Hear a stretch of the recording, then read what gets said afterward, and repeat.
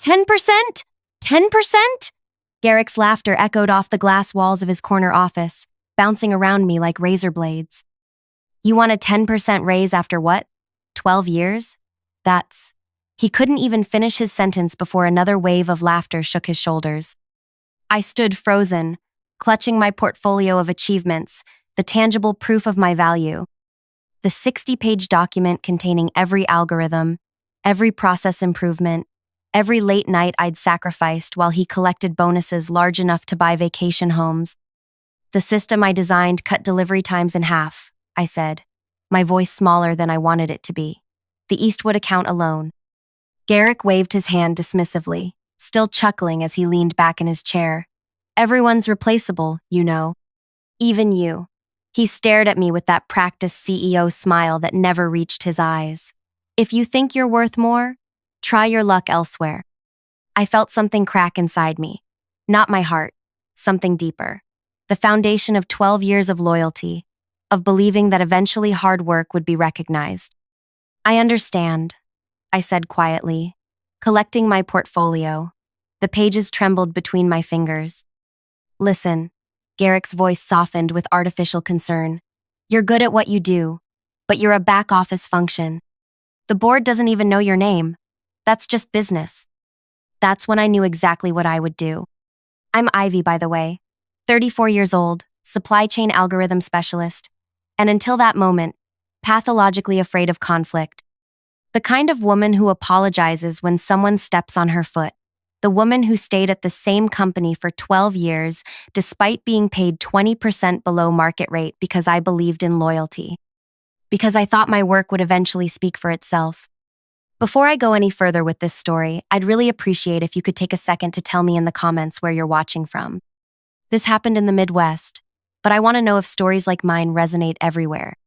And if this is something you've experienced too, please hit that like button and subscribe, because what I'm about to tell you might save you years of your own life. I walked back to my cubicle, yes, cubicle, after 12 years, past the glass-walled offices of managers who'd been at the company half as long as me. My desk sat in the corner of the 5th floor, surrounded by empty workstations. Our department had shrunk from 15 people to just 3 over the years, not because we needed fewer people, but because my algorithms had automated so much. My computer screen showed an email notification, the quarterly company newsletter with a feature on how Garrick's innovative supply chain revolution had saved our biggest client, Eastwood. My revolution. My 18-hour days for 6 months straight. My solution that cut their logistics costs by 40%. Beside my keyboard sat the cold coffee I'd abandoned 3 hours ago when I'd finally gathered the courage to ask for that raise. Beside it, a framed photo of my parents. Dad worked 35 years at the same factory before they closed it down. Loyalty matters, he always said. Mom nodded along, believing it too. I opened my drawer and pulled out a small leather notebook. Inside were ideas I'd jotted down over the years. My personal projects, documented meticulously with dates, times, and development notes. Ideas I'd explored on weekends, refined on my own laptop, built on my own time. Ideas the company had implemented without formal acquisition because I'd been too accommodating, too eager to prove my worth. I flipped through the pages, stopping at my notes from 3 years ago. A series of algorithms that became the backbone of our entire distribution system. At the top of the page, my handwriting, personal project, supply chain optimization through predictive modeling, began 11 by 14, home system. What Garrick never knew, what the company's legal department had been too careless to investigate, was that I'd never signed over the rights to these personal innovations. The boilerplate employment contract covered work done during company time using company resources. My most valuable creations were documented as personal projects developed on my own equipment during my own time. I picked up my phone and scrolled to a number I'd saved but never called. Hayden, the operations director at our largest competitor, had reached out multiple times over the years. His last message, sent 6 months ago, "The offer still stands whenever you're ready. We value innovators here." My fingers hovered over the call button. 12 years of loyalty screamed at me to stop, to be reasonable, to not burn bridges. Then I remembered Garrick's laughter. I pressed call. Hayden speaking. This is Ivy Reeves from Porter Logistics Solutions. I paused, surprised by the steadiness in my voice. I believe we should finally have that conversation. Ivy! Excitement rippled through his voice. I was beginning to think you'd never call. Are you free for dinner tonight? 5 hours later, I sat across from Hayden at a restaurant that required reservations weeks in advance. He'd made one call. I followed your work for years, Hayden said, studying me over his water glass. Or rather, I've followed the sudden leaps in Porter's capabilities that mysteriously coincided with gaps in your LinkedIn activity. Those supply chain algorithms for the Eastwood account were revolutionary. I felt a tightness in my chest. How did you know that was me? Hayden smiled. Because Garrick doesn't have the technical background to understand even the basics of what those algorithms do, let alone create them. And because we tried to reverse engineer them and couldn't, that's when I knew we needed the mind behind them. I took a sip of water, gathering my thoughts. What exactly are you offering? Leadership position, triple your current salary, stock options, a team of your own. He leaned forward. But more importantly, recognition. Your name on your work. And if I brought my personal innovations with me, theoretical systems I developed on my own time, using my own resources? Something flickered in Hayden's eyes. Understanding. He nodded slowly. We have a proper IP acquisition process with fair compensation. Unlike some companies, we don't expect to own our employees' personal creative output. I pulled out my leather notebook and placed it on the table. I have documentation proving these systems were personal projects. Porter implemented them, but they never formally acquired them. Hayden's eyes widened slightly as he grasped the implications. That's quite an oversight on their legal team's part. Garrick doesn't value back-office functions, I said, echoing the CEO's words. Including legal, apparently. 2 weeks later, I placed my resignation letter on Garrick's desk. He barely looked up from his computer. 2 weeks' notice? He scanned the letter. Where are you going? I considered lying, but decided truth had more impact. Radius Shipping Solutions. That got his attention. His head snapped up, eyes narrowing. Our competitor? That's unfortunate timing. We're in final negotiations with Eastwood to expand our contract. I know, I said. I built the delivery model for that proposal. Garrick's expression shifted from surprise to something resembling concern. We should discuss retention options. Perhaps that raise you mentioned. The offer from Radius is triple my current salary, plus leadership position and stock options. He laughed, but it sounded hollow now. They're overpaying. You'll be disappointed when they realize you can't possibly deliver what they're expecting. I smiled, feeling a strange new confidence. We'll see. My last 2 weeks were oddly peaceful. I completed my transition documents, trained my replacement, a recent graduate who seemed both terrified and impressed by the systems he was inheriting, and backed up my personal project documentation. I also made copies of all emails where I'd shared my personal innovations with the company without formal transfer of ownership. On my final day, I met with our legal counsel, Vance, who handled my exit interview. Just routine questions, he assured me, sliding a stack of papers across the desk. Standard non-compete, confidentiality agreements, affirmation that you're not taking company property. I reviewed the documents carefully. I'm not signing the non-compete. Vance blinked. It's standard procedure. It wasn't in my original employment contract, and I'm not agreeing to it now. I met his gaze steadily. And regarding company property, I'm not taking anything that belongs to Porter. I am, however, taking my personal intellectual property that was never formally acquired by the company. What personal property? Vance's forehead creased. I opened my notebook, showing him my dated entries. These algorithms and systems were developed on my personal time, using my personal resources. Porter implemented them but never completed any IP acquisition process. I have the documentation to prove it. Vance's expression changed as he flipped through my notebook, recognition dawning. These are the core systems we use for everything. I finished for him. Yes. He stared at me, then at the notebook. I need to make some calls. Of course, I said, closing the notebook and standing up. But my employment ends today, and my personal property leaves with me. I walked out of Porter's Glass headquarters for the last time at 5:17 p.m. on a Friday. By Monday morning, I was sitting in my new corner office at Radius, explaining to my team of 5 algorithm specialists, my team, how we were going to revolutionize the industry. 6 weeks later, the first implementation of my systems went live at Radius. Delivery times dropped by 30%. Operating costs fell by 25%. Our sales team approached Eastwood with data showing we could outperform Porter's best metrics by a significant margin. The morning Eastwood announced they were switching their contract to Radius, my phone rang. Garrick's name flashed on the screen. I let it go to voicemail. He called 3 more times before leaving a message. Ivy, this is Garrick. We need to talk immediately about consulting opportunities. Porter is prepared to offer a substantial compensation package. Please call me back as soon as possible. I saved the message but didn't return the call.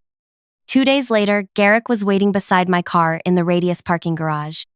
This is inappropriate, I said, keeping my distance. You've put 300 jobs at risk, he said, his voice low and urgent. Porter is facing a crisis because of what you took. I didn't take anything that belonged to Porter, I replied calmly. I took my personal intellectual property that Porter used without proper acquisition.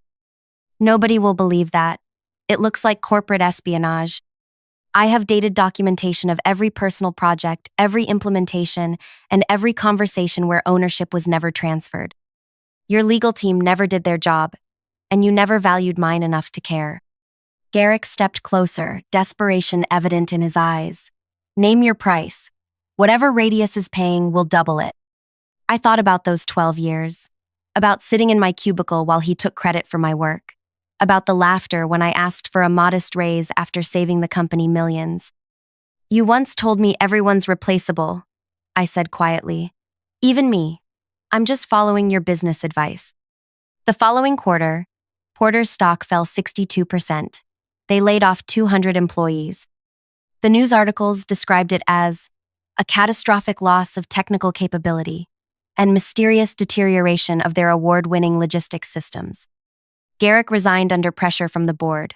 I watched the announcement from my office while finalizing the implementation plans for 3 new major clients who had switched from Porter to Radius. Then came the lawsuit. Porter sued me for theft of intellectual property. Their case collapsed when my documentation proved I had developed the core algorithms as personal projects.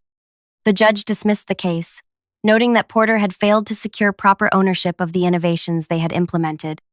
The morning after the case was dismissed, I received a visitor at Radius, Garrick, looking nothing like the confident CEO who had laughed at me months earlier. You destroyed everything, he said, standing in my office doorway. No, I corrected him. You did that when you decided some people were disposable. Those people who lost their jobs, they weren't just statistics. They had families, mortgages. I felt the weight of his words, the moral complexity of what had happened. I know. That's why Radius has hired 57 former Porter employees in the last 3 months. People who weren't responsible for your decisions shouldn't suffer for them. Garrick stared at me, searching for something in my expression. You planned all of this? No. I simply stopped allowing myself to be undervalued. I met his gaze directly. You could have prevented this entire situation with a 10% raise and basic respect. He left without another word. I watched through my office window as he crossed the parking lot, shoulders hunched, former CEO of what had once been the industry leader. That evening, I received an email from Eastwood's procurement director. The implementation exceeded our expectations. Delivery times are 40% better than our previous provider. The board has approved expanding our contract with Radius. I forwarded it to Hayden with a simple note. This is just the beginning. My name now appears on the algorithm patents. My picture hangs in the lobby alongside other Radius executives. My team has grown to 15 people, including many former Porter employees who now receive the recognition and compensation they deserve. Sometimes I think about those who lost their jobs at Porter and couldn't find new positions. The collateral damage of Garrick's arrogance. It's the weight I carry. The knowledge that justice for one person can mean hardship for others who were simply in the wrong place. But I also think about that moment in Garrick's office, when he laughed at my request for basic fairness after years of loyalty. How many others had he treated the same way? How many careers had he stunted with his belief that people were replaceable parts in his corporate machine? 6 months into my new role at Radius, the full impact of my decision was still unfolding. Porter's stock hadn't recovered. Industry analysts were writing case studies about their catastrophic talent management failure. Meanwhile, Radius had claimed 23% of Porter's market share. My office phone rang on a Tuesday afternoon. The receptionist's voice sounded hesitant. "There's someone here to see you. She says she worked at Porter." When I walked to the lobby, I found Marlene standing there. She'd been Porter's head of customer service for 15 years, longer than I'd been there. We'd eaten lunch together sometimes, commiserated about Garrick's leadership style. Now she clutched her purse with white knuckles. "Ivy," she said, her voice brittle. "I thought maybe we could talk." I brought her to my office, offered her water, coffee. She declined both. "I lost my job last week," she said without preamble, "along with my entire department, 37 people." The weight of her words settled in my chest. "Marlene, I'm so sorry." "Are you?" Her eyes fixed on mine. "Everyone's saying you're the reason Porter's falling apart, that you stole something and brought it here." "I didn't steal anything." I explained my personal project documentation, the legal victory. She listened without expression. "I'm 56 years old, Ivy. Who's going to hire me now?" I leaned forward. "Radius will. We need experienced customer service leadership. I can speak to Hayden today." She shook her head. "I didn't come here for a job." "Then why did you come?" Marlene looked around my office. The view, the sleek furniture, the nameplate on my door. I wanted to see if it was worth it, if whatever you got was worth what happened to the rest of us. The question lodged in my throat like a stone.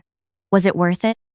The recognition, the compensation, the validation, measured against the collateral damage to people who'd done nothing wrong except work for the wrong company? "It wasn't supposed to happen like this," I said finally. "I just wanted what I'd earned." "We all want that." Marlene stood up. "Some of us just can't take an entire company down when we don't get it." After she left, I sat motionless, staring at the wall. My phone buzzed with a text from Hayden. Quarterly numbers exceeded projections by 18%. Celebration dinner tonight? I didn't answer. Instead, I opened my laptop and created a new spreadsheet.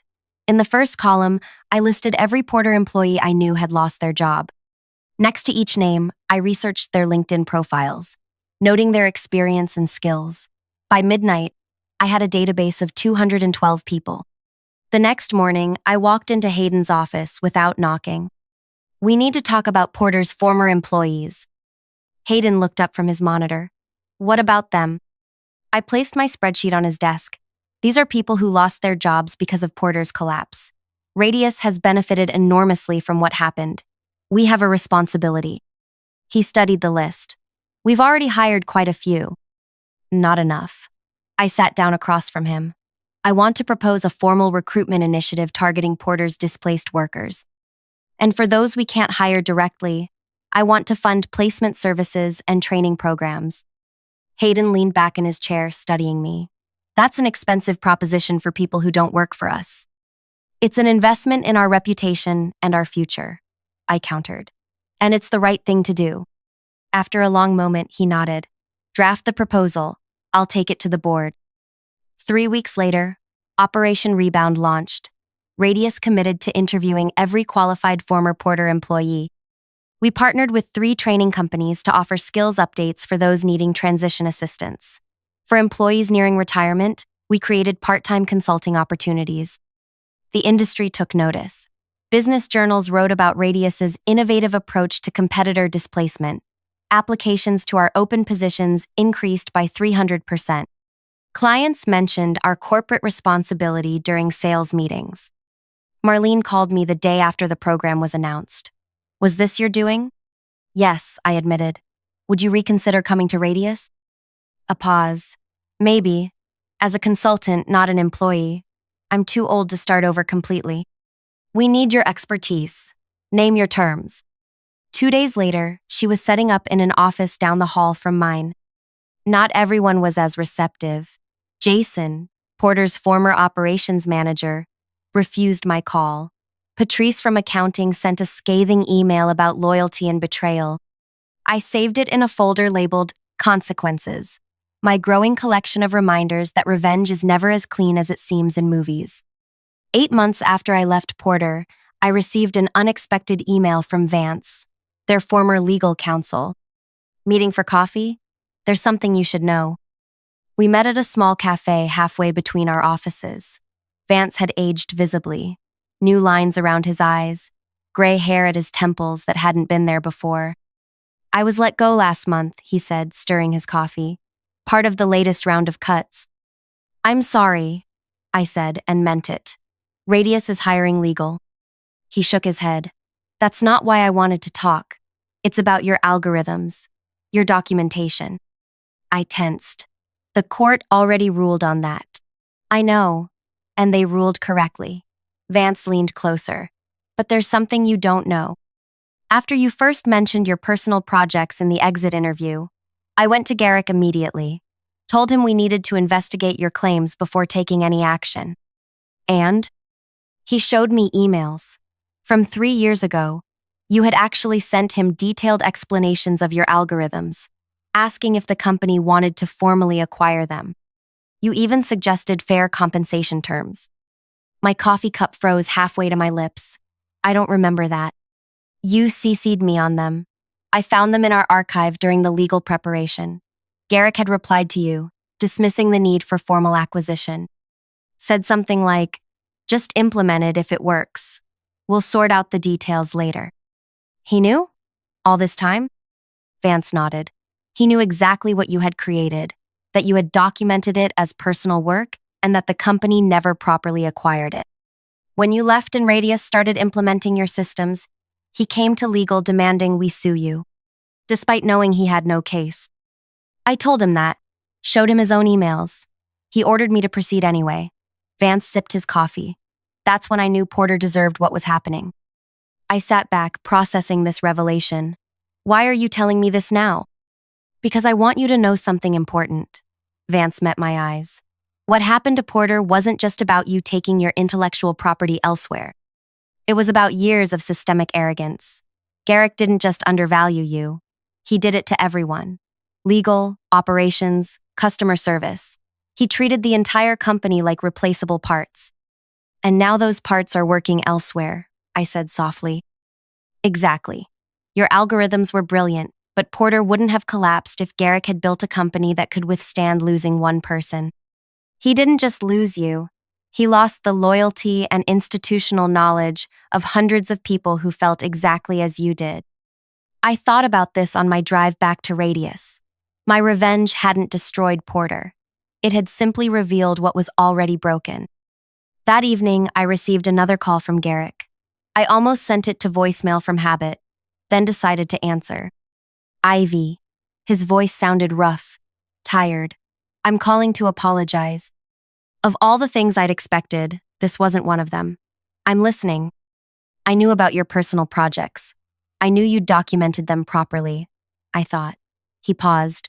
I thought you were too loyal to ever leave, so it didn't matter. You misjudged me.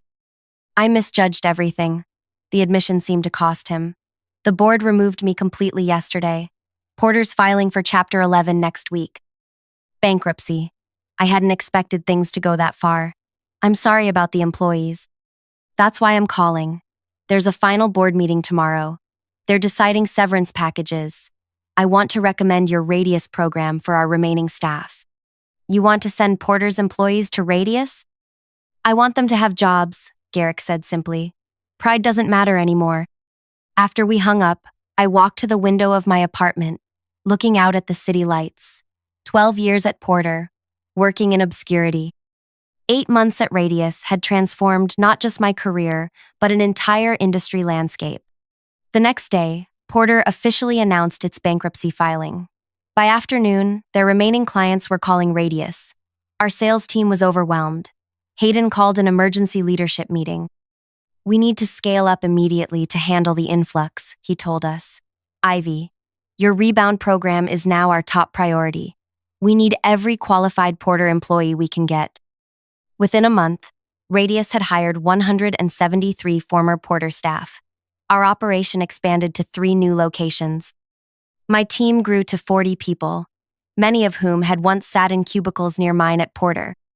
Marlene became our Chief Customer Experience Officer. Jason eventually joined as operations consultant. Even Vance came aboard to help with our expanding legal needs. 1 year after I'd walked out of Garrick's office with my portfolio of achievements, I stood at a podium accepting the Industry Innovation Award. Cameras flashed as I looked out at the audience, many familiar faces from Porter now wearing Radius badges. Innovation isn't just about algorithms or systems, I said into the microphone. It's about recognizing the value in people, treating them as irreplaceable rather than disposable. The companies that understand this will always outperform those that don't. After the ceremony, a young woman approached me. She looked fresh out of college, nervous but determined. Ms. Reeves, I'm Tessa. I just started in algorithm development at Radius. Welcome to the team, Tessa. She clutched her portfolio, so similar to the one I'd held in Garrick's office that day. I wanted to ask, how did you know when to stand up for yourself? I'm just starting my career, and I don't want to make the same mistakes. I considered her question carefully. I waited 12 years too long. Don't do that. But aren't you worried about seeming difficult, ungrateful? I smiled. Those are labels people use when they want to pay you less than you're worth. As Tessa walked away, I noticed Garrick standing near the exit. Our eyes met across the room. He nodded once. Acknowledgement, perhaps respect. I nodded back. He had lost everything, but gained something too, understanding. I had gained everything I'd wanted professionally, but carried the weight of how it happened. We were both changed by that moment of laughter over a 10% raise request. 2 years after leaving Porter, I received an unexpected package. Inside was a framed article from the Wall Street Journal analyzing Porter's collapse and Radius's rise. A note was attached.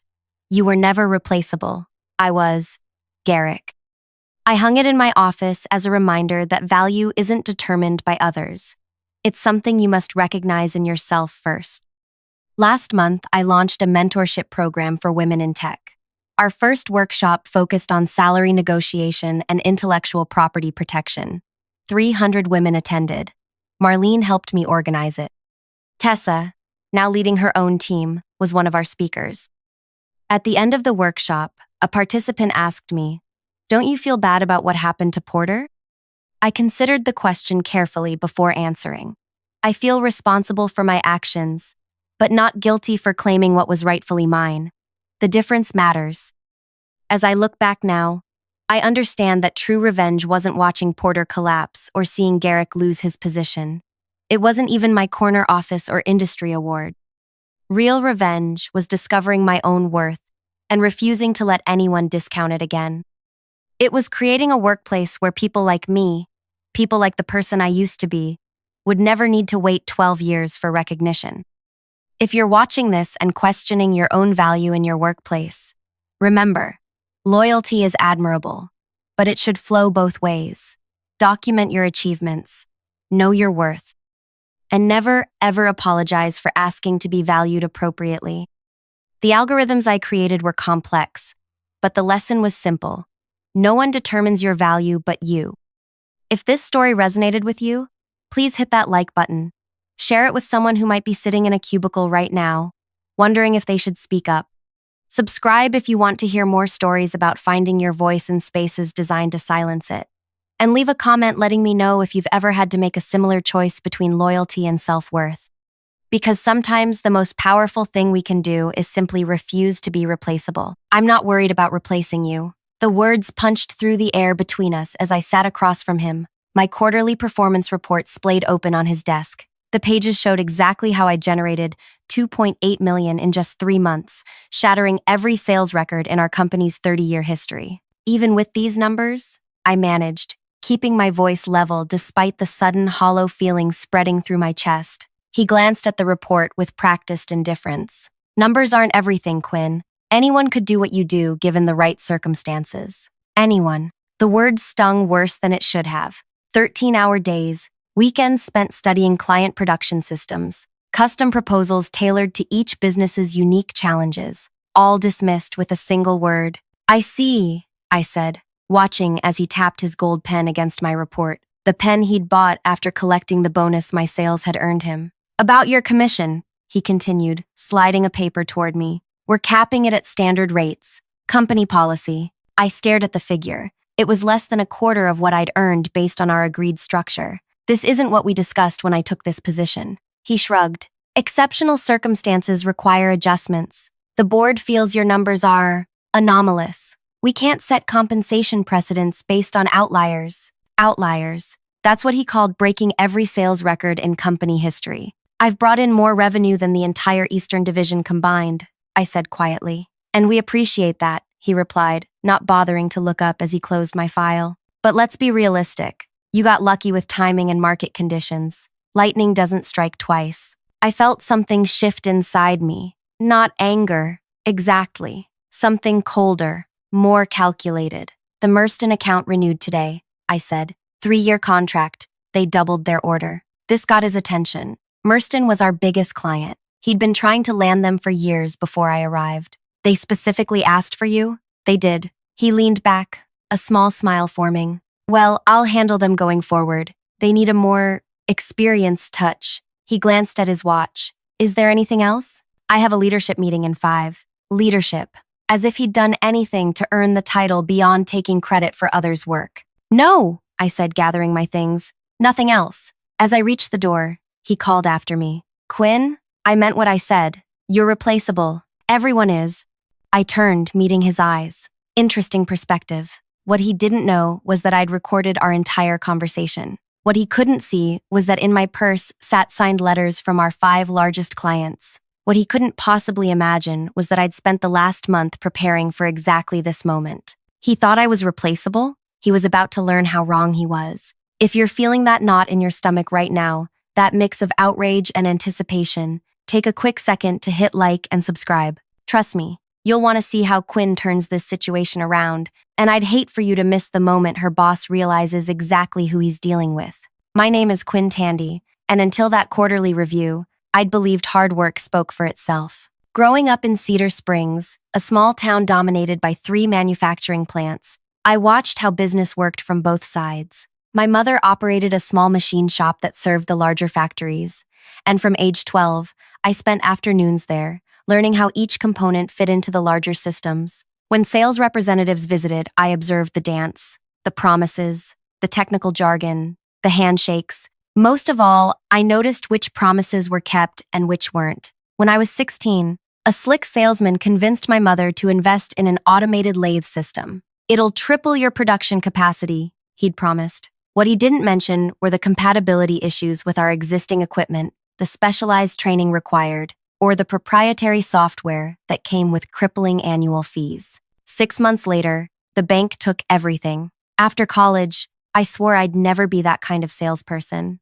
With my mechanical engineering degree and first-hand understanding of production challenges, I took a different approach. When I joined Integrated Manufacturing Solutions 18 months ago, I didn't see clients as commission checks. I saw people with problems I could actually solve. My boss, Devin, had built his career on high-pressure tactics and upselling clients on equipment they didn't need. The sales team followed his example, pushing whatever carried the highest margins regardless of client needs. They moved fast, closed quickly, and rarely heard from clients again. My first week, Devin pulled me aside after I spent 3 days researching a client's operation before making recommendations. You're wasting time, he said. Here's how we do things. Pitch the premium package, create urgency, close within 2 calls. Simple. I nodded, but continued my approach. When my first client renewed their contract and ordered additional equipment within a month, Devin dismissed it as beginner's luck. When it happened again,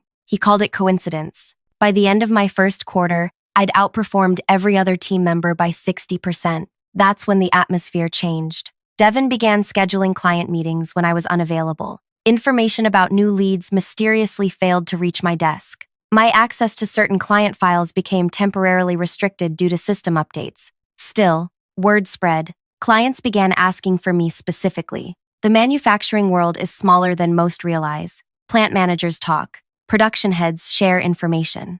My name started circulating as someone who actually understood production challenges. 6 months in, I doubled the previous annual sales record.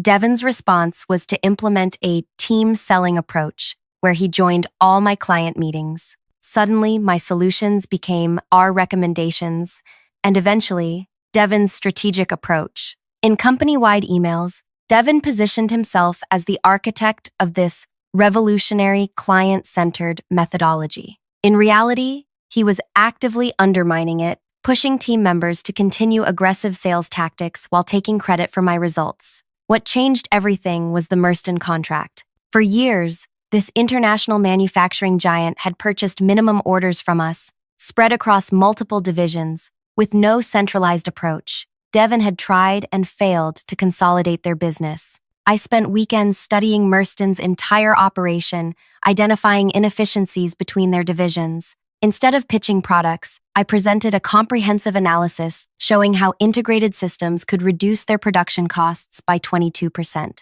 Their executive team was stunned. "You understand our challenges better than we do," their operations director said. The resulting contract was unprecedented: unified equipment solutions across all divisions, a 3-year commitment, and a value of $1.8 million. It single-handedly boosted company revenue by 40%. The morning after signing, I arrived to find Devin presenting his Merston strategy to the executive team. I wasn't invited to the meeting. That afternoon, my performance metrics disappeared from the company dashboard. When I inquired, I was told there had been data integration issues. My commission check that month was calculated incorrectly, missing the Merston numbers entirely. "Accounting error," Devin assured me. "We'll correct it next cycle." They never did. I began keeping detailed records of everything: emails, contracts, client communications. I recorded meetings, saved voicemails, and documented every interaction with Devin.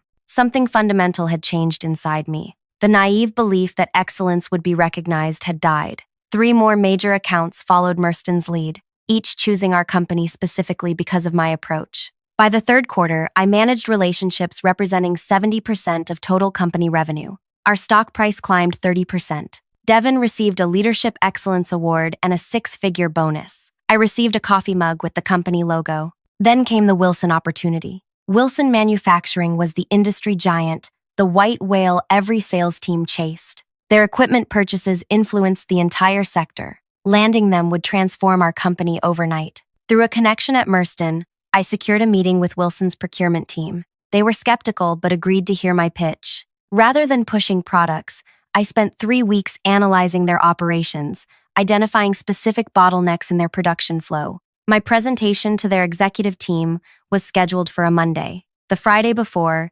Devin called me into his office. "Great news," he said. "I'll be handling the Wilson presentation. The CEO wants a senior leader managing this relationship." "But I've done all the preparation," I protested. "I know their systems inside out." "Just send me your notes," he replied. "This is too important to leave to chance." That weekend, I sent him a truncated version of my analysis, keeping the key insights to myself. Monday morning, I called Wilson's VP of Operations directly. "There's been a miscommunication," I explained. "I wanted to personally assure you that I'll remain your primary contact throughout this process." "That's not what we heard," he replied. "Your boss informed us yesterday that he'd be overseeing our account personally." The conversation confirmed what I'd suspected. Devin had already contacted them, positioning himself as the visionary while relegating me to a supporting role. The Wilson presentation went forward with Devin at the helm. Without my complete analysis, he fumbled technical questions and made promises our systems couldn't fulfill. The Wilson team,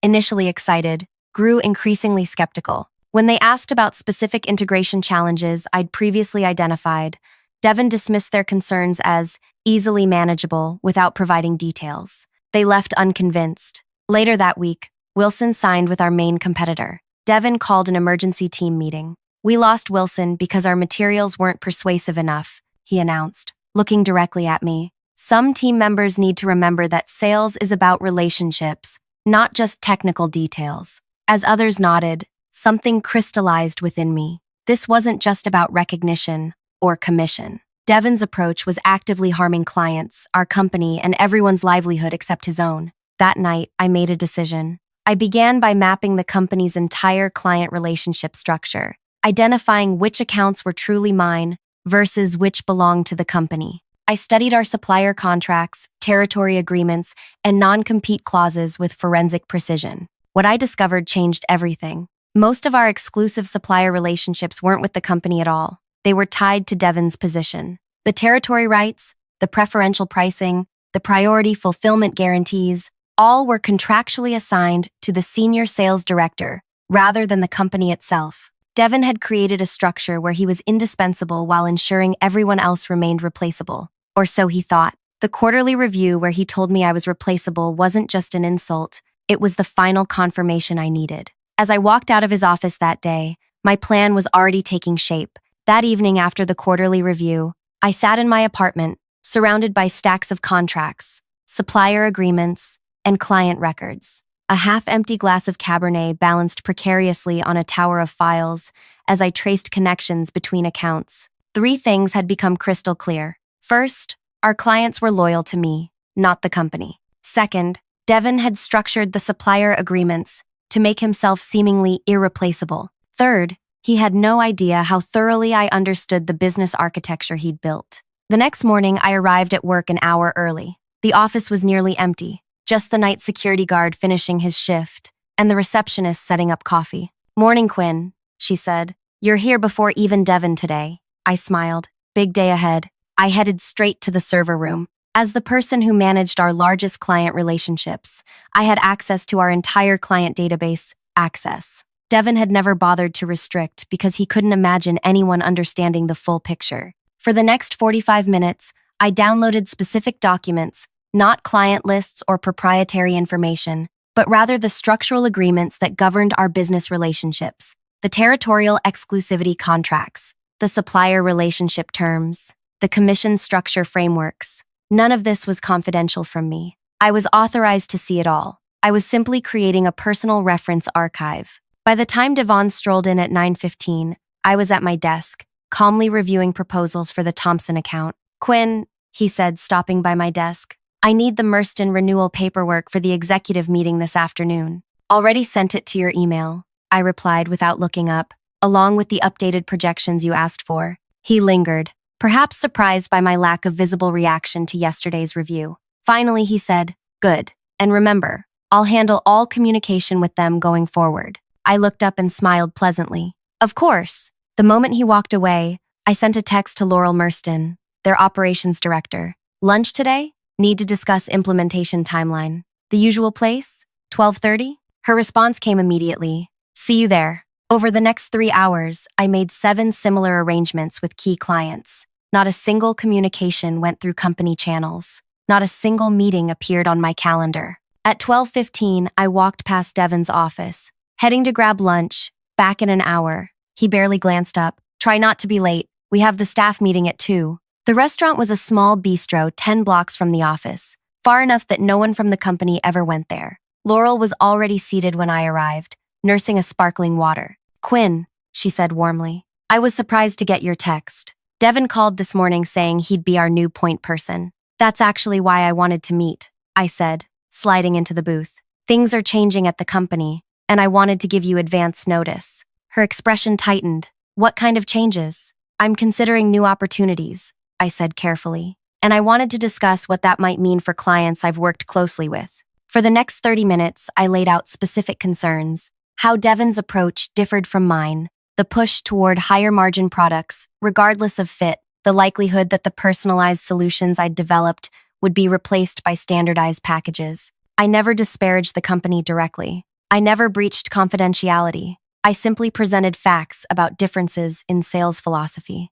"This is concerning," Laurel said finally. "We renewed specifically because of your approach. The board approved the contract based on the customized implementation plan you developed." I nodded. "I understand, and I want to be clear. I haven't made any decisions yet. I simply felt you deserved transparency." "What would you do?" she asked bluntly. "If you were in my position?" I took a sip of water. "I'd review the contract termination clauses, just to understand your options. As I walked back to the office, my phone buzzed. It was a text from Laurel. Just checked. 30-day written notice required for termination without cause. Interesting timing. We have our quarterly review next week. I smiled. The first domino was tipping. Over the next 3 days, I had similar conversations with 7 other key clients. Not once did I suggest they leave the company. Not once did I make promises about future arrangements. I simply provided information about the changing internal dynamics and let them draw their own conclusions.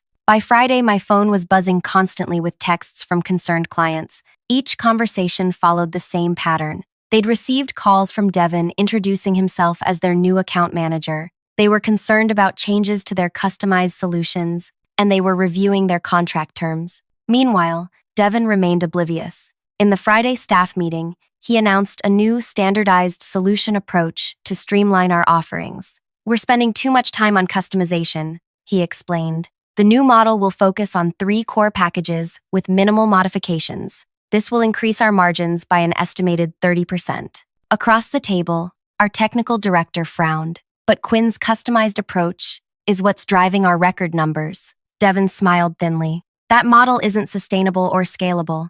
We're making this change effective immediately. As the meeting disbanded, Devin pulled me aside. I need you to transition all your client notes and relationship details to me by Monday. Complete documentation. Complete documentation, I repeated. Of course, I'll have everything ready. That weekend, I made 2 critical moves. First, I compiled detailed files on each client relationship, their production challenges, their specific needs, the solutions we'd implemented, and the results achieved. These were immaculate, thorough, and completely useless without the context and relationships I'd built. Like handing someone sheet music when they couldn't read a note. Second, I contacted Vince Reynolds, a former colleague who had started his own manufacturing consultancy. We met at a quiet cafe on Sunday afternoon. I've been hoping you'd call, he said after I outlined the situation. I've been watching your success from afar. Impressive doesn't begin to cover it. I'm exploring options, I said carefully. He leaned forward.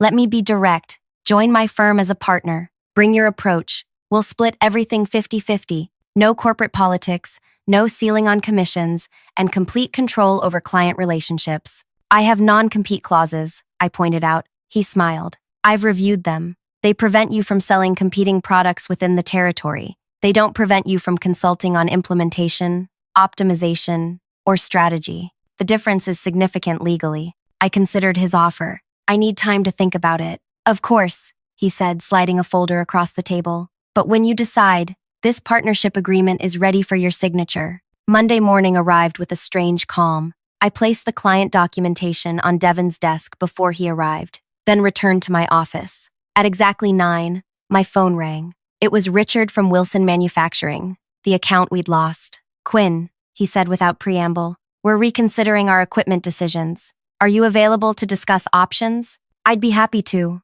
I replied. But I should mention that all client relationships are being transitioned to our sales director. There was a pause. We're specifically requesting you. If that's not possible, we'll pursue other options. Let me see what I can arrange, I said. I'll call you back this afternoon. I walked directly to Devin's office. He was reviewing my client files with visible frustration. There's nothing useful here, he complained. Just technical specifications and implementation notes. Where are the relationship details? The personal information? The leverage points? That's everything, I said simply. Those relationships were built on understanding their technical needs, not leveraging personal information, he scowled. Wilson Manufacturing called. They want to reconsider their decision, but they're asking specifically for you. I just heard from them as well, I said. Devin's expression shifted to calculation. I'll handle the initial meeting. You can attend as support. Actually, I countered, they specifically said they want me to lead the discussion. They were quite clear about that condition.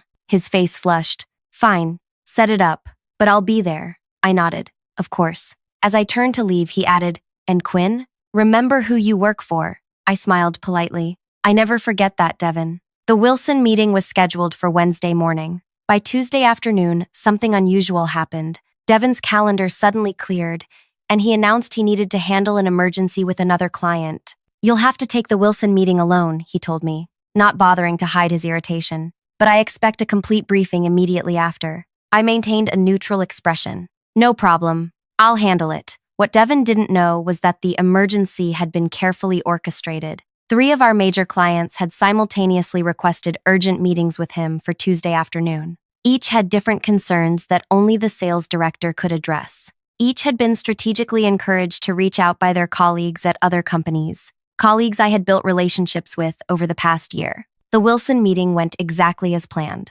I presented a comprehensive analysis of their production challenges, identifying 3 specific bottlenecks that were costing them millions annually. My proposed solution was elegant, practical, and significantly less expensive than what they'd contracted with our competitor. "This is remarkable," Richard said as I concluded. "Why weren't these insights shared in the previous presentation?" I chose my words carefully. "Different approaches to client solutions, I suppose." "Well, we're prepared to move forward," he said, "contingent on you managing the implementation personally." I maintained a professional tone. I should note that our company is transitioning to a model where the sales director oversees all major accounts. Richard exchanged glances with his team. "That would be a deal breaker for us. We want your approach, your expertise, and your attention to our specific needs." "I understand," I said. "Let me discuss this internally and get back to you." When I returned to the office, Devin was waiting impatiently. "Well, did they sign?" "They're ready to," I reported. "A 3-year contract valued at approximately $2 million. His eyes widened. "That's nearly double what we originally proposed." "Yes," I agreed. "But there's a condition. They want me to personally manage the implementation." Devin waved dismissively. "Standard negotiation tactic. Once they've signed, we can transition them however we want." "They were quite adamant," I pressed. "They specifically said it was a deal breaker." He narrowed his eyes. "Handle it however you need to. Just get them signed by Friday." He paused, then added with a thin smile, "Good work, Quinn. See, the team approach is already paying dividends." I nodded and returned to my office, where I immediately emailed Richard. "Contract looks good. One modification needed on section 5.3 regarding account management. We'll send revised version tomorrow." The modified contract would include language specifying that Wilson's relationship was contingent on my direct involvement, with a 30-day termination option if management changed. Devin would never read the fine print. He never did. He trusted the legal team, who reported directly to him and did exactly what he asked. But I had developed a good relationship with Natalie in legal over the past year, bonding over our shared frustration with Devin's methods. She would ensure the language passed through without raising alarms. By Thursday afternoon, 4 more major clients had requested similar contract modifications. Each wanted assurance that their relationship was with me specifically, not just the company. Each insisted on termination clauses tied to account management changes. Devin, focused on closing numbers before the end of the quarter, approved everything without scrutiny. Each signed contract was another piece of leverage carefully put into place. Friday morning, Devin called an impromptu celebration. "Thanks to our new team approach, we've secured Wilson Manufacturing and renewed 4 major accounts. Drinks after work are on me." As the team cheered, his phone rang. His smile faltered as he listened. "What do you mean, verification? The contracts are signed." "Yes, I understand it's a large amount." "Fine, schedule it for Monday." He hung up, visibly annoyed. "Compliance wants to review the Wilson contract before processing. Bureaucratic nonsense." I maintained a neutral expression. Standard procedure for accounts that size. He shot me a suspicious look. "You seem unconcerned." I shrugged. "The contract is solid. Nothing to worry about." What Devin didn't realize was that Monday would bring much more than a compliance review. Monday would be the day everything changed. Over the weekend, I finalized my preparations. I organized all documentation, confirmed meeting schedules, and reviewed my options one last time. The path forward was clear, but timing would be everything. Monday morning arrived with a sense of inevitability. I dressed with particular care: charcoal pencil skirt, cream blouse, and the one luxury I'd allowed myself after the Merston deal, a pair of Valentino pumps that clicked with quiet authority on marble floors. In the elevator up to our office, I checked my phone. 5 text messages had arrived since dawn. From Laurel at Merston, board meeting at 11, decision will be made today. From Richard at Wilson, compliance call scheduled for 10:30, standing firm on our requirements. From Vince, partnership paperwork filed, ready when you are. From Natalie in legal, Devin still hasn't reviewed Section 5.3 amendments, moving forward as discussed. From Terry, our CFO. Need to speak with you before the executive meeting. My office, 9:15. The last message was unexpected. Terry and I had a cordial professional relationship, but we rarely communicated directly. As the company's financial officer, he saw all the numbers, including exactly how much revenue I'd generated versus what I'd been paid. The office was unusually quiet when I arrived. Devin's door was closed, which was typical on Monday mornings. He usually spent the first hour calling his golf buddies about their weekend games while pretending to review sales forecasts. At precisely 9:15, I knocked on Terry's door. "Come in, Quinn," he said, gesturing to the chair across from his desk. Unlike Devin's office with its ostentatious displays of success, Terry's space was minimalist and practical. "I've been reviewing the Wilson contract," he said without preamble. My pulse quickened, but I kept my expression neutral. "It's a significant deal. 3 years. Full systems integration." Terry nodded slowly. "Section 5.3 is interesting. Standard account management language," I said mildly. "No," Terry countered. "It's not. It specifically names you as the exclusive point of contact, with a 30-day termination option if you're removed from the account." I held his gaze. The client insisted, as did Merston, Crawford Technologies, Zendex Manufacturing, and Brightline Industries, he continued. 5 major accounts, all with nearly identical language, all representing 78% of our projected quarterly revenue. The percentage was actually 83%, but I didn't correct him. "The clients value consistency," I offered. Terry leaned forward. "Quinn, what's going on? This isn't just about account management, is it?" I considered my options carefully. Terry had always been fair, focusing on numbers rather than office politics. He'd also been the one who questioned my commission reductions, though he'd been overruled by Devin. "The clients are concerned about changes in our approach," I said carefully. "They've built relationships based on customized solutions rather than standardized packages." "Devin's new model," Terry said, nodding. "He presented it to the executive team last week, promised a 30% increase in margins, at the cost of client satisfaction and retention," I added. Terry was quiet for a moment. "You know there's an executive meeting at 11:30? Devin's presenting the quarterly projections, including the Wilson deal." "I'm aware. Are you planning to be there?" "I wasn't invited," I replied. Terry's mouth tightened. "You should be. I'll fix that." He paused. "One more question, Quinn. If these clients have termination options tied to your involvement, what happens if you leave?" I smiled slightly. "That would be unfortunate for the company, wouldn't it?" As I left Terry's office, my phone buzzed again. A text from Richard at Wilson. "Compliance call complete. They seem concerned about Section 5.3, holding firm as discussed." At 10:15, Devin finally emerged from his office, looking irritated. He spotted me and strode over. "Wilson is being difficult about some contract language," he snapped. "Fix it.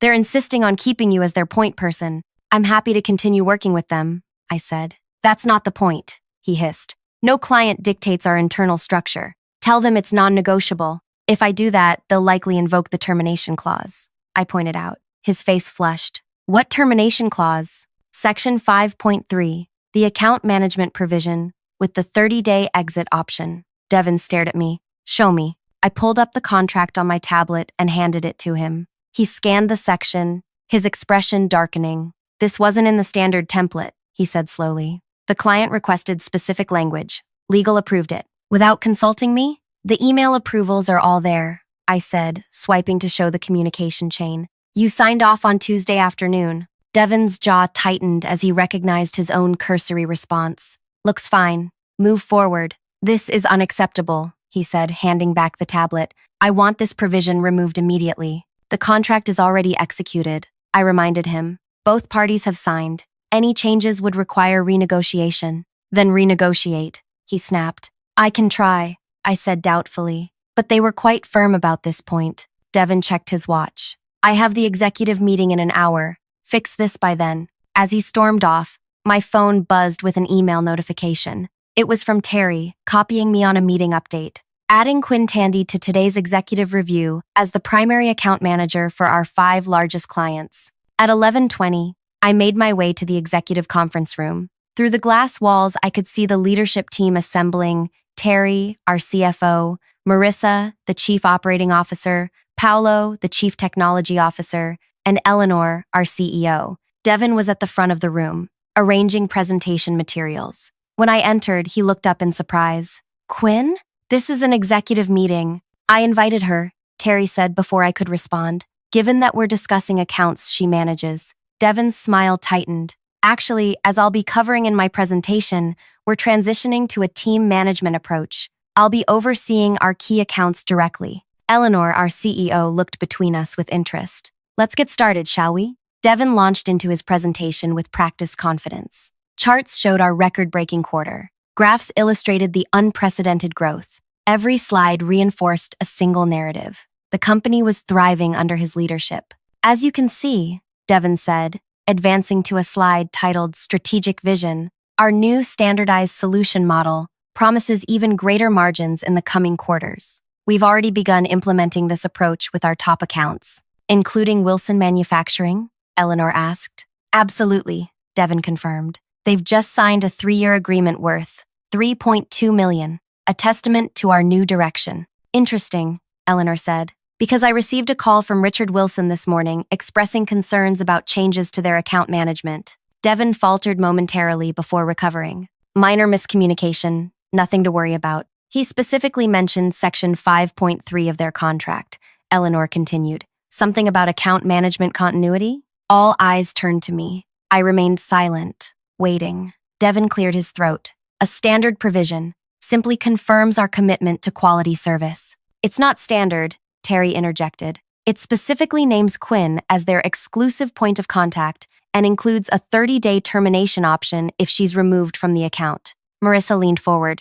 Is this true? Devon's confident facade cracked slightly. A minor detail that we're adjusting. And Merston? Terry continued. And Crawford? And Zendex? And Brightline? All have identical provisions. The room went silent. I've also reviewed our supplier agreements, Terry added, opening a folder. Particularly interesting is the territorial exclusivity language. Rather than assigning rights to the company, they're specifically tied to the senior sales director position. Devon's face paled. That's standard industry practice. No, Terry countered. It's not. It creates a situation where supplier relationships are tied to a position rather than the organization. Eleanor fixed Devon with a penetrating stare. So, if you were to leave, we'd lose both our client base due to these special provisions and our supplier relationships due to the territorial language? Before Devon could respond, the conference room door opened. The receptionist looked apologetic for interrupting. I'm sorry, but there's an urgent situation. Representatives from Merston, Wilson, Crawford, Zendex, and Brightline are all on a conference call. They say it's regarding their contracts. Eleanor stood. Put them through to this room. The large screen on the wall flickered to life, revealing a split screen of 5 serious-faced executives. Good morning, Eleanor began. This is unexpected. Laurel from Merston spoke first. We apologize for the interruption, but we felt it necessary to address concerns directly. It's come to our attention that your company is changing its approach to client solutions and account management. We've invested in relationships built on customized solutions that address our specific production challenges, Richard from Wilson added. Any shift away from that approach would force us to reconsider our partnership. Specifically, Laurel continued, we understand that Quinn Tandy's role is being diminished despite language in our contracts, ensuring her continued involvement. Eleanor turned to Devon, her expression hardening. Is this accurate? Devon swallowed visibly. There's been a misunderstanding. Quinn remains a valued team member. That's not what she told us, Richard countered. She informed us that management was transitioning to a standardized solution model with account oversight shifting to the sales director. All eyes in the room turned to me. Quinn? Eleanor prompted. I simply provided factual information about internal changes when clients asked, I said calmly. As Devon announced in Friday's staff meeting, we're moving to 3 standardized packages with minimal customization to increase margins by 30%. Devon's expression shifted from shock to fury. You deliberately undermined company strategy. I ensured clients had accurate information about changes affecting their operations, I corrected. Transparency is part of the trust I've built with them. This is insubordination, Devon snapped. Eleanor raised a hand to silence him. Let me understand this clearly. Our 5 largest clients all have contracts allowing termination if Quinn is removed from their accounts. Meanwhile, our supplier agreements are structured so that if Devon leaves, we lose territorial exclusivity. That's correct, Terry confirmed. Eleanor looked at the screen. What exactly are you asking for? Laurel spoke for the group. We value Quinn's approach to our needs. We want assurance that this approach will continue without interference or arbitrary restrictions. Eleanor considered this, then turned to me. Quinn, what's your perspective here? The room fell silent. This was the moment everything hinged upon. I took a measured breath before speaking. For 18 months, I've built relationships based on understanding client needs and developing solutions that actually solve their problems. This approach has broken every sales record in company history. The clients have made their preferences clear. And if those preferences aren't honored? Eleanor asked. I met her gaze directly. Then the company risks losing 83% of its current revenue within 30 days. Devin slammed his hand on the table. This is blackmail. No, I replied evenly. This is consequences. Eleanor studied me for a long moment. What would you propose as a solution? A restructuring, I said simply. One that aligns company interests with client needs and properly values those who generate results. The tension in the room was palpable as Eleanor considered her options. Devin glared at me with naked hatred, while the executive team exchanged uncertain glances. Finally, Eleanor nodded. We'll take a brief recess to discuss this internally. Please give us 30 minutes. As the video call ended, Eleanor turned to Devin. Your office. Now. Then to me. Quinn, please, wait here. As they left, Terry leaned over. Well played, he murmured, though extremely risky. I smiled slightly. The best moves always are. For 28 minutes, I sat alone in the conference room, watching the digital clock on the wall mark time with silent precision. I didn't check my phone. I didn't review notes. I simply waited, knowing that whatever happened next would determine the trajectory of my career. At exactly the 30-minute mark, the door opened. Eleanor entered alone, her expression unreadable. Walk with me, she said. We moved silently through the corridor to her corner office. Unlike Devin's space, with its ostentatious displays, Eleanor's office was elegant and understated, achievement that didn't need to announce itself. Sit, she said, gesturing to a chair as she closed the door. I complied, maintaining perfect posture despite the tension coiling inside me. In 30 years of business, she began, I've never encountered quite this situation. Her tone wasn't angry, merely analytical. You've effectively created a scenario where our company's success is tied directly to you personally. The clients made their own decisions, I pointed out. A small smile touched her lips. After you carefully laid the groundwork, don't misunderstand. I'm not criticizing. I'm impressed. It was methodically executed. She leaned back in her chair. Devin is, naturally, calling for your immediate termination,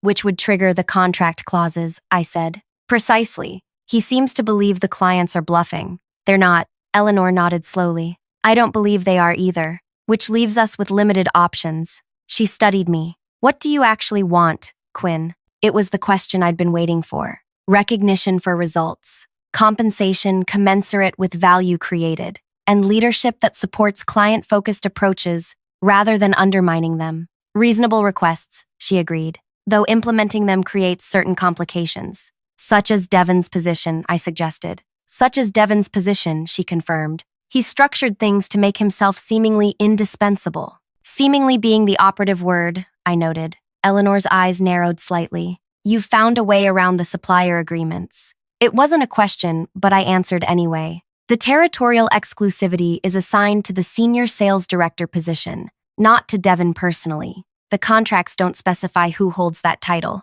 Understanding dawned in Eleanor's eyes. You're not just negotiating for better terms. You want his job. I want the authority to properly serve our clients and grow our business, I corrected. Whether that comes with his title or a new position is secondary. Eleanor stood and walked to the window, looking out over the city skyline. Devin has been with us for 12 years, and in that time, he's structured the company to serve his interests above everyone else's, including yours, I pointed out. She turned back to me. Tell me about Vince Reynolds. The question caught me off guard. How do you know that you've been meeting with him? That his consultancy has filed partnership papers with your name on them? She smiled thinly. I didn't become CEO by being unobservant, Quinn. I decided complete honesty was my only option. It's my contingency plan. If this conversation had gone differently, I would have resigned today and joined his firm. Several key clients would likely have followed within 30 days. And now? That depends on what happens next.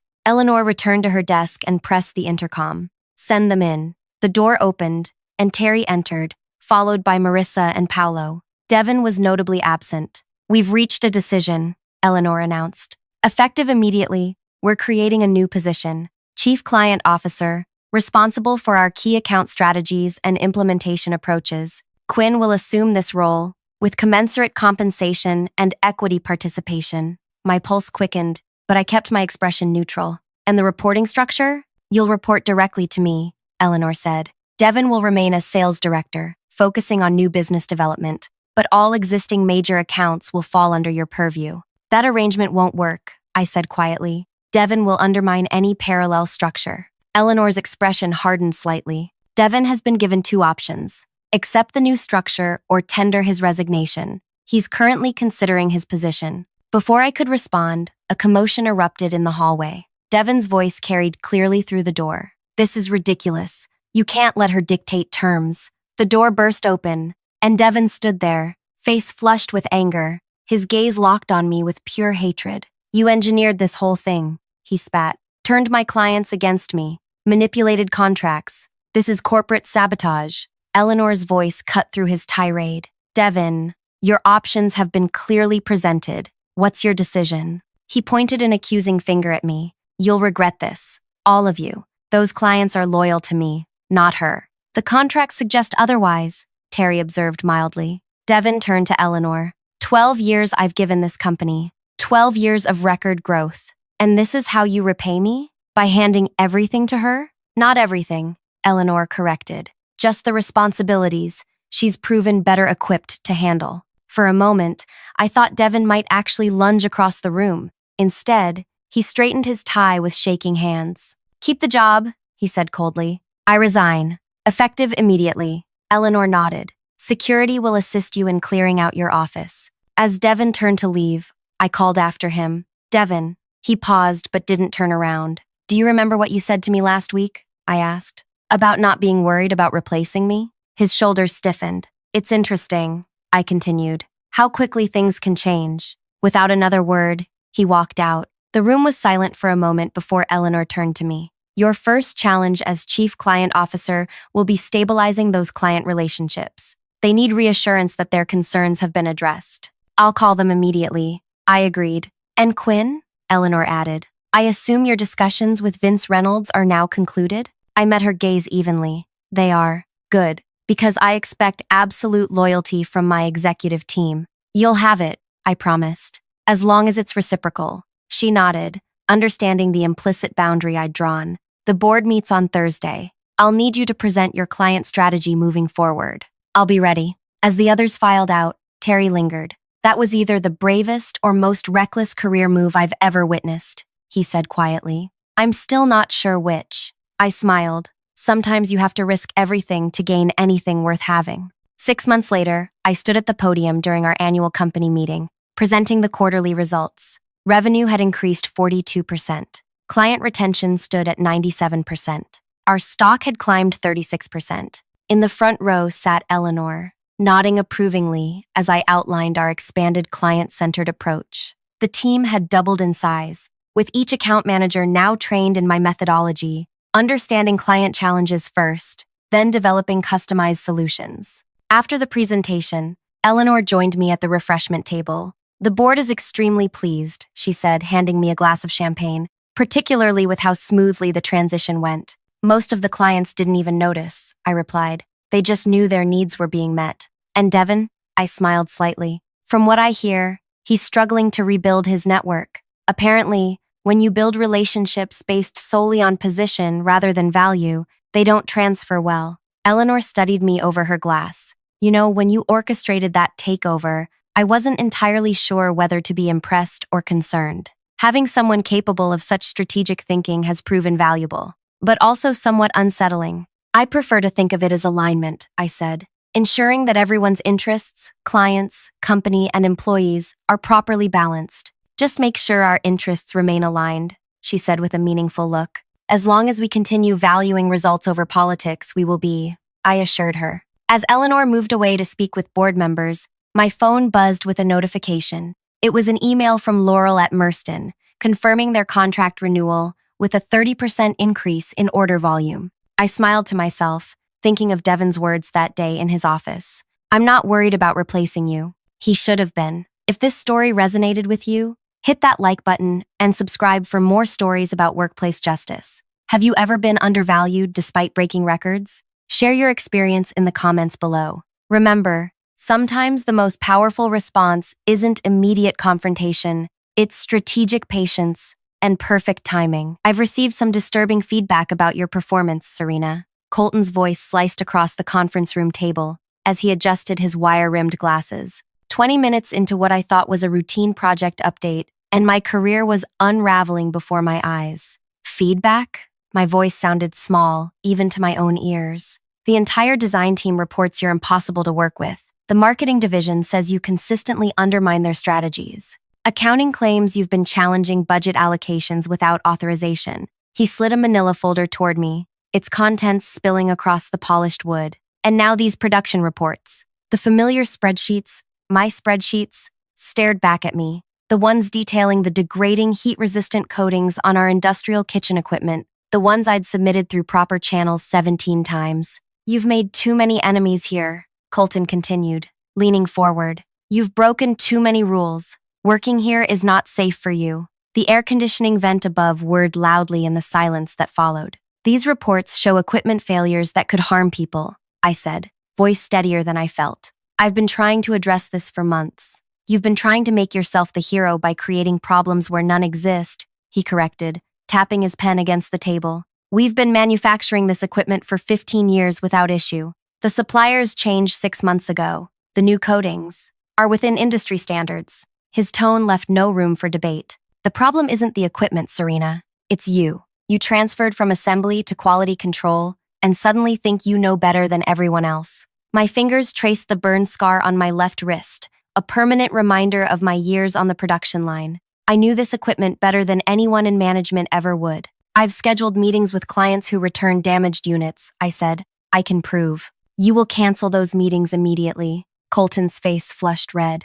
That's exactly the kind of unauthorized action I'm talking about. The decision has already been made. Either resign with a decent reference, or we terminate with cause for insubordination. The door swung open without a knock. Desmond Parker stood in the doorway, his tall frame filling the space. The company's CEO, a man who typically operated from the executive floor and rarely appeared in department meetings, was staring directly at us. Actually, he said, I think we're the ones who aren't safe. Colton's face went chalk white. Mr. Parker, this is just a routine. I heard everything, Colton. Desmond walked to the table, picked up one of my reports, and studied it. And I'd like to know why the board wasn't informed about these findings. The silence stretched like a rubber band, ready to snap. Sir, I began. I can explain. No need, Desmond interrupted. I believe I understand exactly what's happening here. He turned to Colton with a gaze that could have frozen fire. And it stops today. If you're following this story, take a moment to like and subscribe, because what happened next changed not just my career, but the entire culture of Parker Industrial Equipment. My name is Serena Ray. Before I became the center of a corporate scandal that would eventually make headlines in the manufacturing industry, I was simply the woman who knew machines better than people. Growing up, watching my grandmother wheeze from decades of working in poorly ventilated kitchens had made me passionate about workplace safety, long before I understood the term. When I transferred from the assembly line to quality control, I brought 5 years of hands-on experience. The burn scars on my arms were my resume, each one telling a story about the equipment I now inspected. People respected me on the production floor. They knew I wouldn't ask anyone to do something I hadn't done myself. That respect evaporated the moment I moved upstairs. You need to dress differently if you want to be taken seriously, Brooke from Human Resources had advised during my first week, eyeing my practical clothes with thinly veiled disdain. This isn't the factory floor anymore.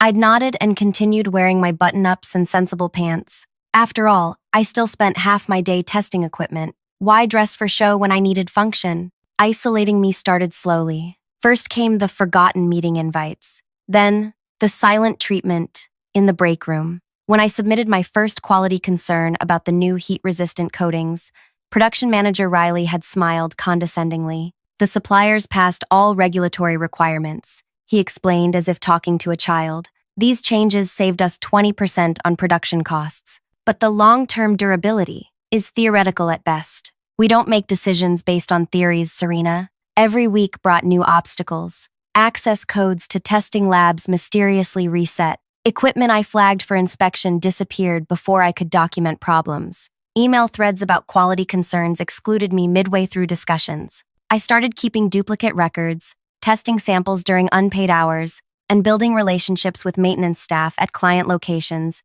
who would give me honest feedback about equipment performance. The first evidence came 3 months after the supplier change. A restaurant chef with respiratory issues after extended exposure to a malfunctioning unit. Then another. Then 7 more. I compiled everything, created a comprehensive report, and submitted it through proper channels. The report disappeared. I submitted it again. It was under review, indefinitely. 2 nights ago, I'd finally emailed the CEO directly, breaking every unwritten rule about chain of command. I never expected a response, and I certainly never expected him to show up today. How long have these issues been reported? Desmond asked, flipping through my documentation. The first quality concerns were raised 3 months ago, I said. The first health incident was reported 7 weeks ago. Colton interrupted.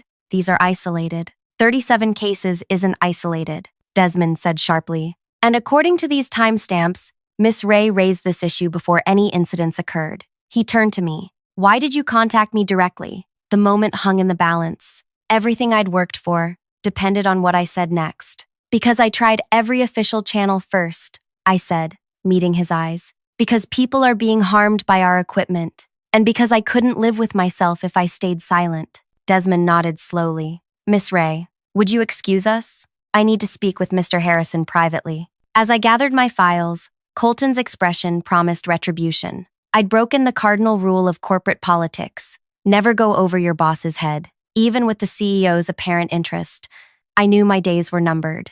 Outside the conference room, I leaned against the wall, heart hammering. Through the frosted glass, I could see their silhouettes, Desmond gesturing emphatically, while Colton sat rigid. Tracy from accounting passed by, shooting me a look of mingled curiosity and contempt. Career suicide, she whispered just loud enough for me to hear. I closed my eyes and thought of my grandmother, how her hands shook from neurological damage after years of breathing toxic fumes, how she'd still gone to work every day because she had no choice. The conference room door opened. Miss Ray? Desmond called. Please join us again. I stepped back into the conference room. Colton sat unnaturally still, his jaw clenched so tight I could see the muscle twitching. Desmond gestured to my former seat. Please, sit down. The air felt different, charged with something I couldn't name. I smoothed my pants and lowered myself into the chair, careful to maintain eye contact with Desmond, rather than Colton, whose breathing had become audibly ragged.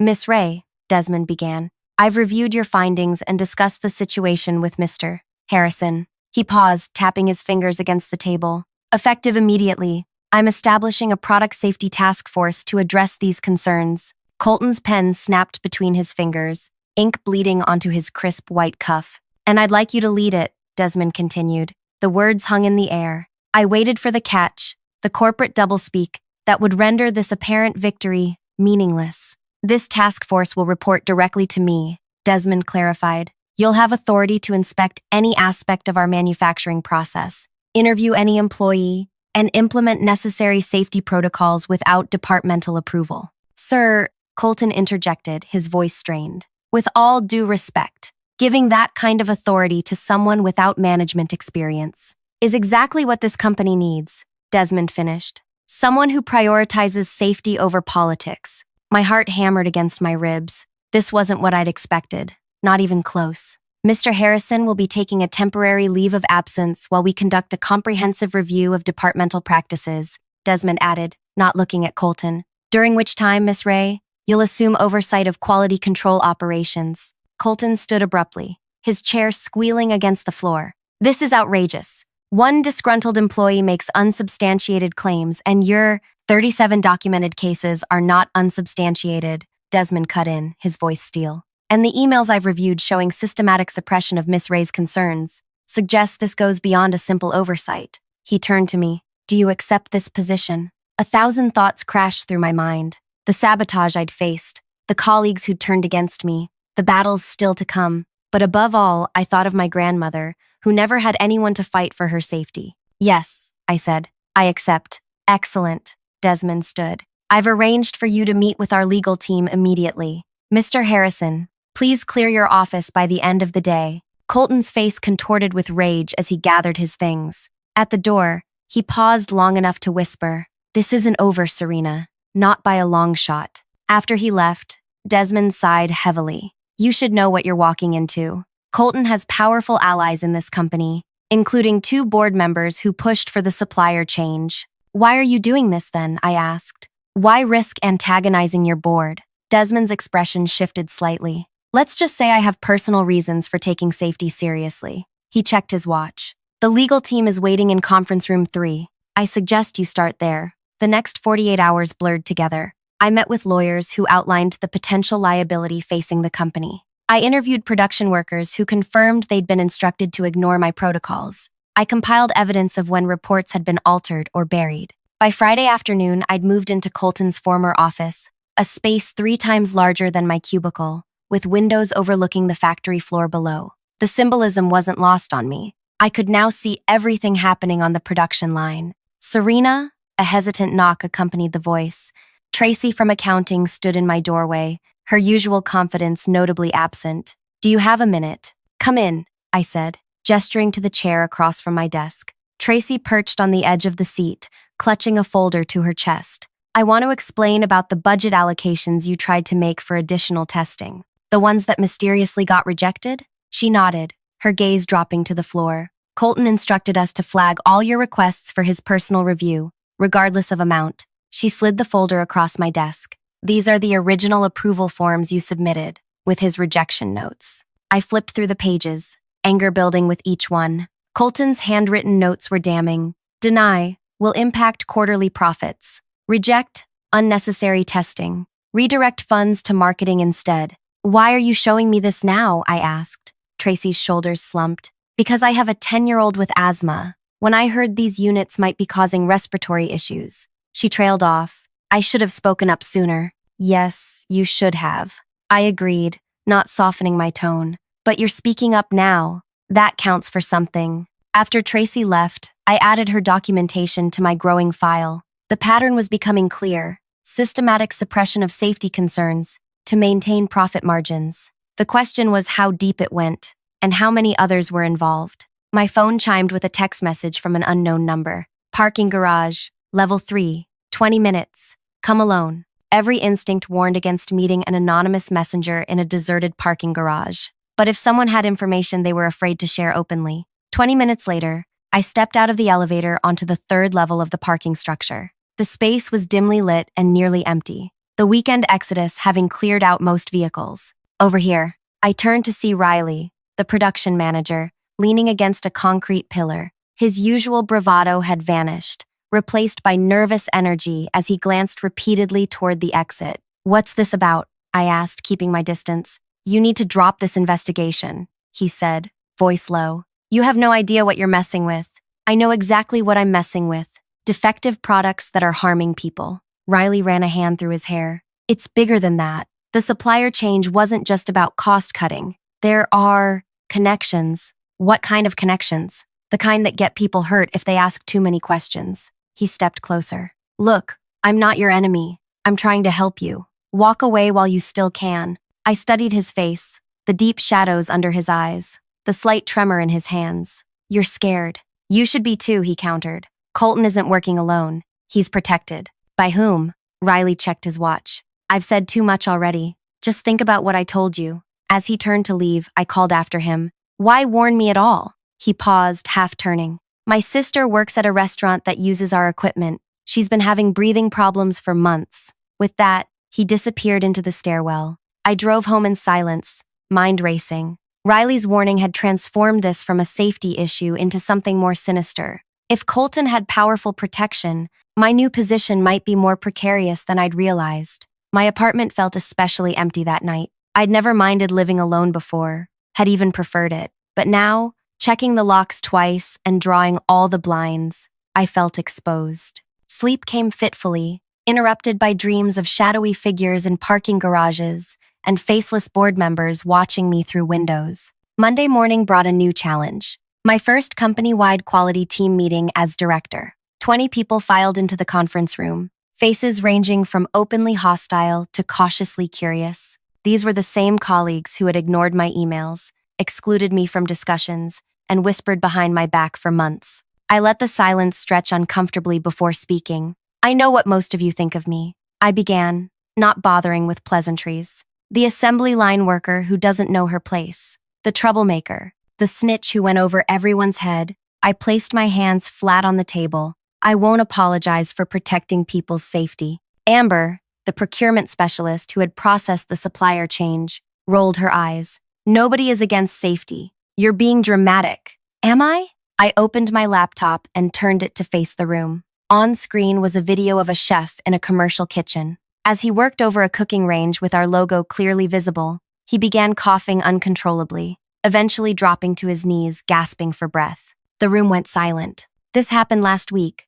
I said quietly. He worked with our equipment for 4 months before developing symptoms. He's 32 years old with no previous health issues. I closed the laptop. Each of you has a choice to make. Help me fix this and protect our customers, or continue obstructing safety measures. But understand this, I will fix these issues, with or without your cooperation.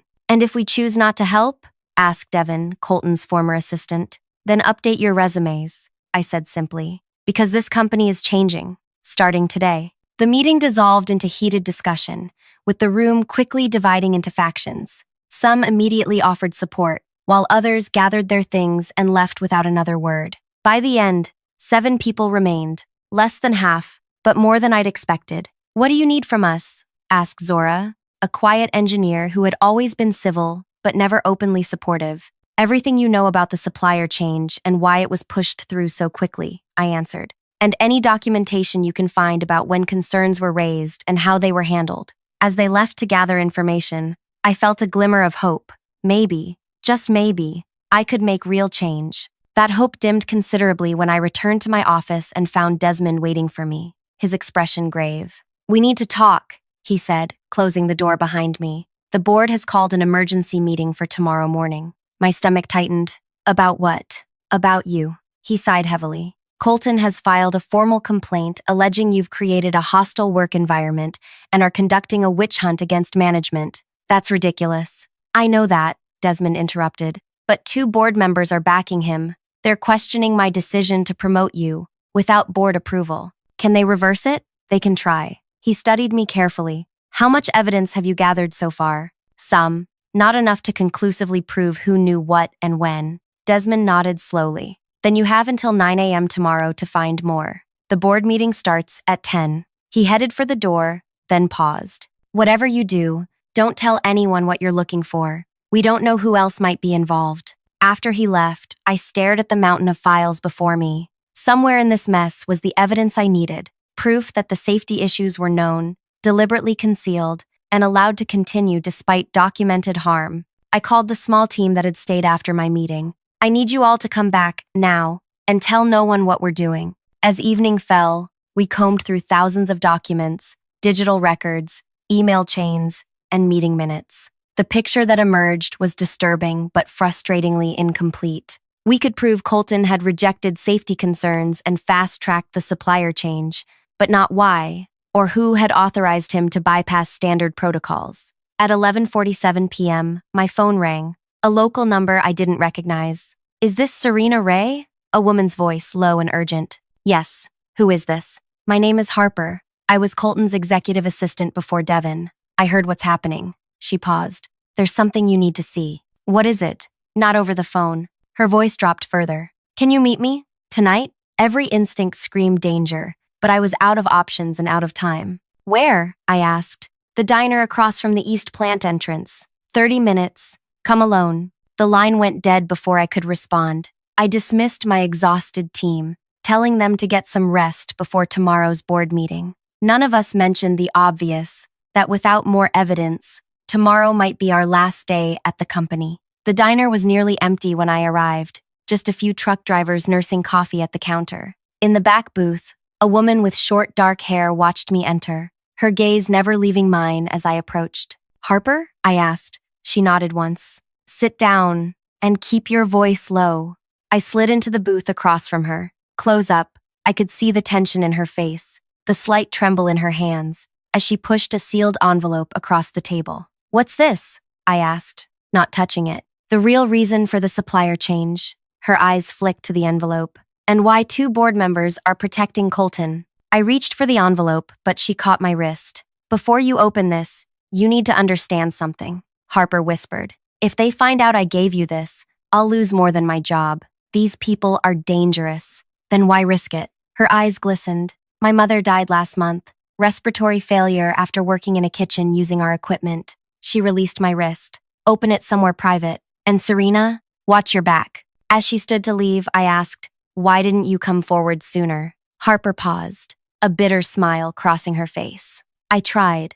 3 months ago. Ask your CEO what happened to that report." She walked out, leaving me alone with an envelope that suddenly felt like it weighed 1,000 pounds, and a new, disturbing question about exactly whose side Desmond Parker was really on. The envelope burned in my pocket during the drive home. Every set of headlights in my rearview mirror seemed to follow me deliberately. Every red light lasted an eternity. By the time I locked my apartment door behind me, my shirt was damp with sweat, despite the cool night. I placed the envelope on my kitchen table and stared at it. Harper's warning echoed in my mind. "Ask your CEO what happened to that report." Had Desmond been playing me all along, setting me up as a scapegoat while pretending to be my champion? With trembling fingers, I broke the seal and emptied the contents onto the table. 3 items fell out: a flash drive, a handwritten letter, and a photograph. The photograph showed Colton shaking hands with a gray-haired man I didn't recognize. They stood in front of a private jet with a company logo I couldn't quite make out,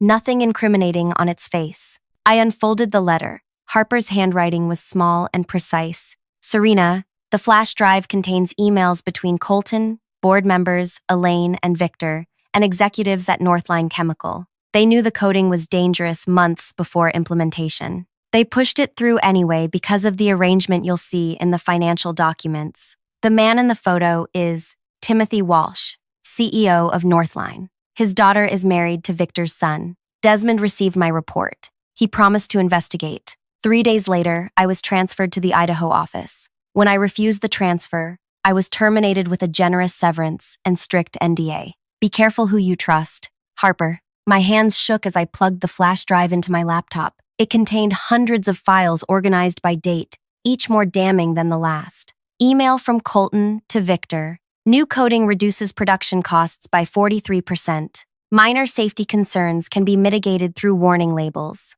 Reply from Victor. Excellent work. Northline has agreed to the investment terms. Push this through before quarterly review. Documents revealing a complex investment scheme. Northline provided their cheaper, substandard coding at exclusive rates. In exchange, Victor and Elaine channeled company pension fund investments into Northline subsidiaries, generating millions in management fees that were split between the conspirators. Most shocking was an email from Desmond himself, dated 3 months ago. "I understand your concerns about the safety reports. Let me handle this internally. No need to create unnecessary panic." The email was addressed to Harper. I sat back, nausea rising in my throat. Desmond had known all along. His apparent support of my investigation was a calculated move. But to what end? Was he part of the scheme, or playing a deeper game? My phone buzzed with a text. "Did you find what you needed?" Desmond, checking on my progress. I stared at the message, unsure how to respond. If he was working with Colton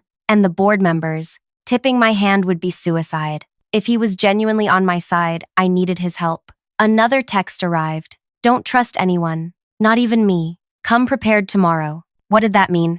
Sleep was impossible. I spent the night copying files, organizing evidence, and preparing my presentation for the board. By dawn, my dining table was covered with documents, and my eyes burned from exhaustion. I showered, dressed in my most professional outfit, a charcoal pantsuit I'd bought for my grandmother's funeral, and packed everything into a leather portfolio Zora had lent me. The company headquarters loomed against the morning sky as I pulled into the parking lot at 8:15 a.m.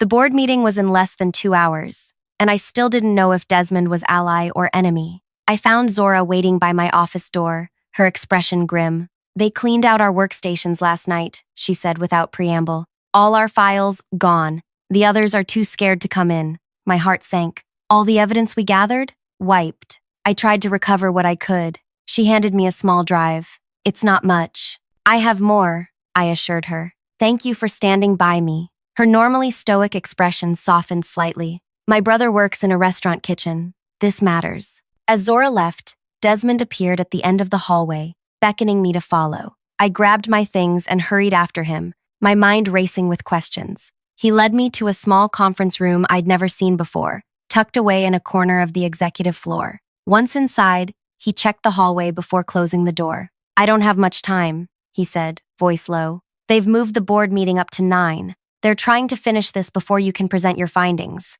Why should I trust you? I demanded. I know you received Harper's report months ago and did nothing. His expression remained neutral. Is that what she told you? I have the emails, Desmond. You told her you'd handle it internally, then shipped her to Idaho. He nodded slowly. Yes, I did, because 3 board members and the head of our largest division were involved in this scheme. I needed time to build a case that wouldn't be buried by their allies. So you've been investigating them all along? Yes, but carefully. Too carefully, perhaps. He grimaced. People have been harmed while I gathered evidence. That's on me. I studied his face, looking for deception. Why tell me now? Because they've forced my hand. Last night, they called an emergency vote of no confidence. They're removing me as CEO at this morning's meeting. The revelation hit like a physical blow. They can do that? With enough votes, yes, and they have them. He checked his watch. You have 30 minutes to get to the boardroom. They won't expect you. They think you're meeting with HR for termination at 9.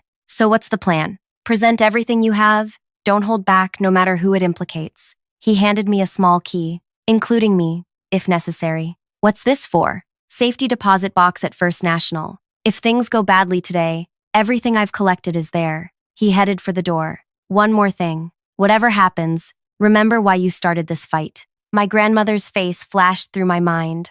Her labored breathing, her shaking hands. For the people being harmed, I said. Desmond nodded once, then was gone. The executive floor was eerily quiet as I made my way to the boardroom. Through the glass walls, I could see 11 people seated around the massive table, 9 board members, Colton, and an empty chair presumably for Desmond. I took a deep breath, clutched my portfolio tighter, and pushed open the door. The conversation stopped instantly. 11 heads turned toward me, expressions ranging from shock to thinly veiled fury. Miss Ray, said Elaine, the board chairwoman, this is a closed meeting. I was invited, I replied, moving to the front of the room before anyone could stop me, by the CEO. Mr. Parker is no longer acting as CEO, Victor announced, his jowls quivering with barely contained anger. The board has voted to relieve him of his duties, effective immediately. On what grounds? I asked, connecting my laptop to the presentation system. That's board business, Elaine snapped. You need to leave immediately. Actually, I think you'll want to hear what I have to say first. I pulled up the first document, an email chain between Victor, Elaine, and Colton discussing how to bypass safety protocols for the new coding. Victor lunged for the controls, but I sidestepped him. This is privileged information, he shouted. You are violating multiple confidentiality agreements. I'm preventing a criminal conspiracy, I countered, advancing to the next slide. Financial records showing the kickback scheme. Elaine stood, her voice ice. Security will escort you out. Before they arrive, you might want to see this. I played a video clip of Timothy Walsh explicitly discussing how the board members would be rewarded for pushing through the North Line contract despite minor health concerns. The room fell silent. Several board members I didn't recognize exchanged alarmed glances. Where did you get these records? Asked a silver-haired woman at the far end of the table. From multiple sources, I answered, including employees who were silenced when they tried to report these issues through proper channels. The boardroom door opened, and Desmond walked in, followed by 2 people in suits I didn't recognize. Allow me to introduce Special Agent Teresa Lynn and Special Agent Marco Diaz, Desmond said calmly. From the Financial Crimes Division, the color drained from Victor's face. This is outrageous. You can't just bring federal agents into a private board meeting. We've been investigating Northline Chemical for 18 months,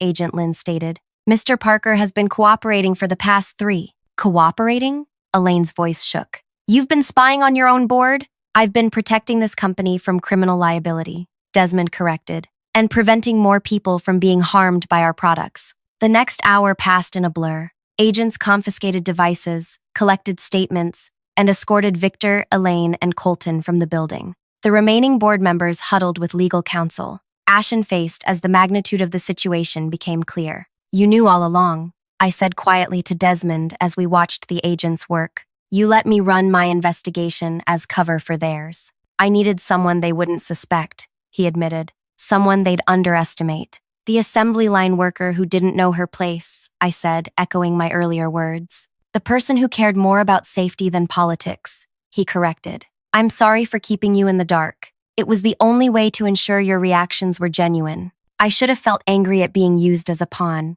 but strangely, all I felt was relief. The truth was finally coming to light." "What happens now?" I asked. "That depends partly on you." Desmond gestured toward the remaining board members. "They'll need to appoint an interim leadership team to manage this crisis. I've recommended you head a newly formed safety and compliance division." "Me? But I don't have—" "You have exactly what we need," he interrupted. "Integrity, knowledge of our products, and first-hand experience with how safety issues affect real people." 2 weeks later, I stood in our largest manufacturing facility, addressing hundreds of employees. Behind me, production lines ran with newly reformulated coatings that exceeded safety standards by 200%. "The events of the past months have taught us a difficult lesson," I began. "Safety isn't just a department or a procedure. It's a culture that begins with each of us refusing to be silent when something isn't right." As I spoke, I saw Zora and the small team who had stood by me nodding in agreement.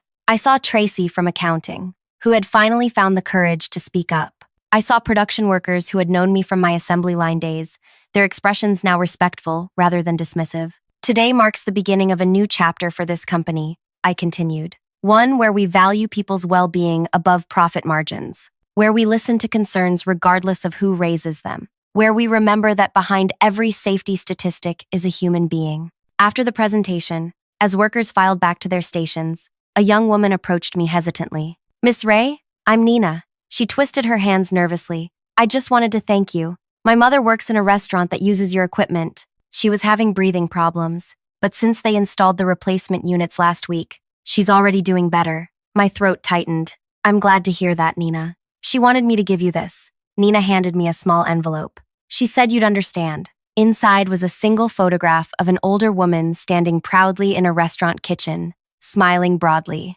On the back was written, "Breathing easier because someone cared enough to speak up.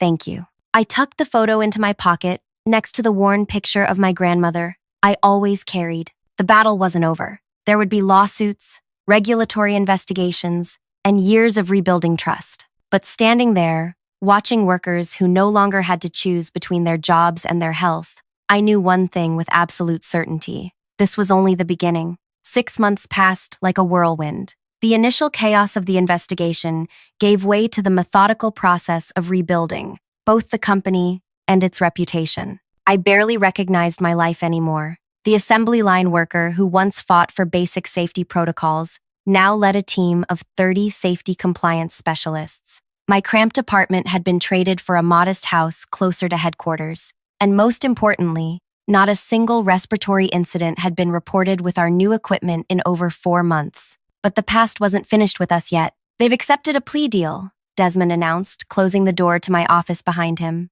His expression was unreadable as he placed a legal document on my desk. "The prosecutor just called." I scanned the agreement, my pulse quickening with each paragraph. "Reduced charges, no jail time for Victor or Elaine, just fines and community service? For the financial crimes, yes." Desmond leaned against the wall, looking every day of his 53 years. "The prosecutor says proving criminal intent for the safety violations would be challenging without more documentation. We gave them hundreds of files," I protested, "which show negligence, but not explicit intent to harm," he sighed. "Corporate law is frustratingly specific about these distinctions." I pushed the document away, anger churning in my stomach. "So they walk. After everything they did, they pay a fine that amounts to pocket change for them.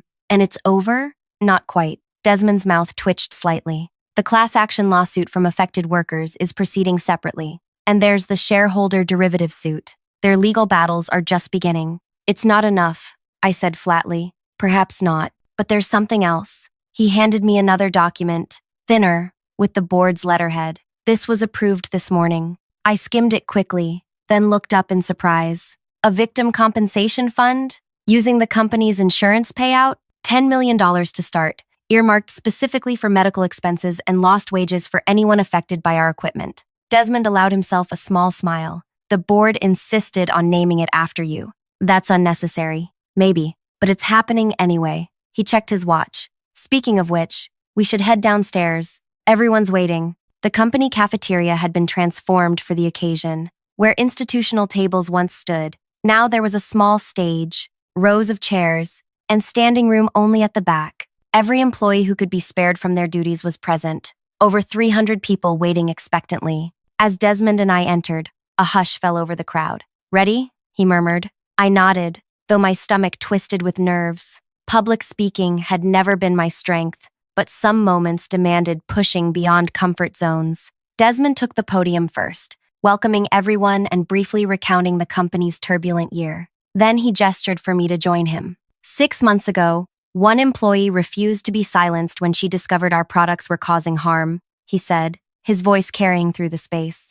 Today, we formally launched the initiative she proposed, the Safety First Certification Program. Applause rippled through the crowd as I stepped forward. Many faces I recognized. Zora in the front row, Tracy from accounting a few seats away, Riley from production standing awkwardly at the back. Others were new, hired during our rapid expansion of the Quality Control Division. "Thank you all for coming," I began, finding my voice steadier than expected. "This certification program isn't just about our company, it's about transforming our entire industry." I explained the core components: independent testing protocols, surprise inspections, transparent reporting of all safety data, and most importantly, a whistleblower protection system with external oversight. Starting today, every product we manufacture will undergo this certification process, I continued. But we're also opening this program to our competitors. Safety shouldn't be a competitive advantage. It should be the baseline expectation for everyone. The announcement drew surprised murmurs. Inviting competitors to join our program had been contentious among leadership, with some arguing we should leverage our new safety protocols as a market differentiator. "I know some see this as giving away our competitive edge," I acknowledged, "but I see it differently. Every worker deserves to be safe, regardless of which company's equipment they use." As I concluded my remarks, someone near the back called out, "What about Colton and the board members who were involved?" The room went silent. Desmond shifted uncomfortably beside me. This wasn't in the prepared remarks, but the question deserved an answer. "As many of you know, the criminal case has resulted in a plea agreement," I said carefully. "Some may find the legal consequences insufficient. I certainly do." Desmond gave me a warning glance, but I continued. "However, there's more to justice than criminal penalties. Victor and Elaine have been permanently barred from serving on any corporate board. Their reputations are destroyed. Their assets are tied up in civil litigation that will likely continue for years." I paused, considering my next words. As for Colton, I received word this morning that his attempt to secure a position at Westridge Manufacturing was unsuccessful, after they received an anonymous package detailing his role in our safety failures. A ripple of satisfaction moved through the crowd. I hadn't mentioned that I personally sent that package, along with similar ones to every major manufacturer in our industry. Colton would discover, as he continued his job search, that his name had become radioactive. "But the most meaningful consequence isn't what happens to them," I added. "It's what we build in their absence. A company where this can never happen again. An industry where safety protocols aren't optional. And a culture where anyone, from the assembly line to the boardroom, can speak up without fear." The applause that followed was thunderous. After the presentation, as employees filed out, I noticed a group of unfamiliar faces waiting near the stage. They wore the uniforms of restaurant workers, chefs, line cooks, kitchen managers. A woman in her 50s stepped forward, her hands bearing the calluses and minor burns familiar to anyone who worked in commercial kitchens. "Miss Ray?" she said, extending her hand. "I'm Isabella. These are my colleagues from restaurants across the city. We wanted to thank you in person." "For what?" I asked, shaking her hand. "For remembering us," she said simply. "We've worked with faulty equipment our entire careers. Companies fix problems only when forced to, and usually with as little effort as possible." Her eyes held mine steadily. "You didn't just fix the problem. You made sure it can't happen again." "We brought you something," said a younger man beside her, holding out a worn cookbook. "It's signed by kitchen staff from 37 restaurants that use your equipment. We want you to have it." I opened the cover to find page after page of signatures, along with brief notes. My breathing improved within weeks of the replacement. No more headaches after 12-hour shifts. My doctor says my lung function is returning to normal. Emotion threatened to overwhelm me. These weren't abstract statistics or liability concerns. These were real people whose lives had been tangibly improved. Thank you, I managed. This means more than you know. After they left, Desmond found me still holding the cookbook, rereading the notes inside. There's one more thing we need to discuss, he said. The board meeting this morning wasn't just about the compensation fund. I looked up, suddenly wary. Despite all our progress, I'd learned to be cautious about board decisions. They've approved my transition plan, he continued. I'm stepping down as CEO at the end of the quarter. What? Why? It's time. The company needs new leadership for this new chapter. He smiled slightly. They've asked me to recommend my successor. The implication hung in the air between us. No,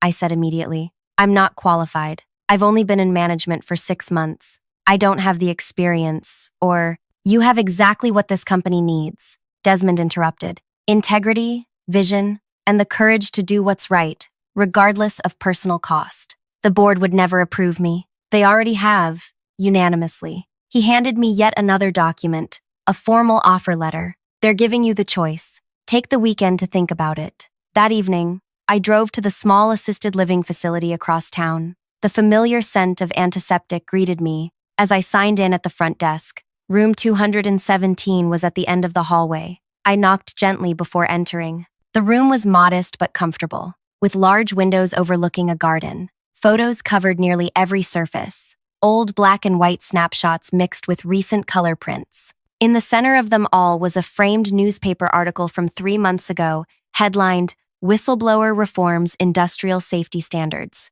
There she is, croaked a voice from the recliner by the window. The big executive. My grandmother's body had grown frail, but her eyes remained sharp as ever. I kissed her papery cheek before settling into the chair beside her. Not an executive yet, I corrected, taking her hand in mine. Maybe soon, though. They offered you the job? Her eyebrows rose. Well, of course they did. Anyone with sense would. I smiled. It's not that simple, Grandma. Isn't it? You fixed what was broken. You protected people who couldn't protect themselves. She squeezed my hand with surprising strength, just like I always said you would. I was terrified the whole time, I admitted. I still am. Good. Fear keeps you honest. She glanced at the newspaper article. Your grandfather would have been proud. He always said safety regulations were written in blood, that every protection existed because someone suffered first. I brought you something. I reached into my bag and pulled out a small plaque. This will go on the wall of our main production facility tomorrow. She adjusted her glasses to read the inscription. The Lena Ray Safety Standard. We protect people first, because behind every statistic is someone's grandmother. Tears welled in her eyes. You named it after me? You're why I fought so hard, I said simply. Every time I wanted to give up, I remembered what happened to you. How your breathing got worse year after year because no one cared enough to make restaurant kitchens safe. She was quiet for a long moment, her gnarled fingers tracing the letters of her name. Take the job, she finally said. Not for me, not even for the workers. Do it because someone needs to show those corporate types that a factory girl can run things better than they ever did. I laughed despite myself. Is that the only reason?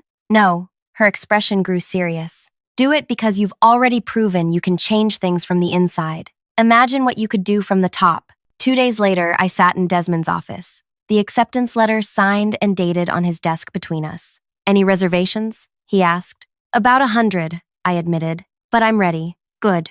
He handed me a small wooden box. This was given to me when I became CEO 15 years ago. Now it's yours. Inside was a simple brass key with no markings. What does it open? The executive washroom. He deadpanned, then laughed at my expression. I'm kidding. It doesn't open anything. It's symbolic.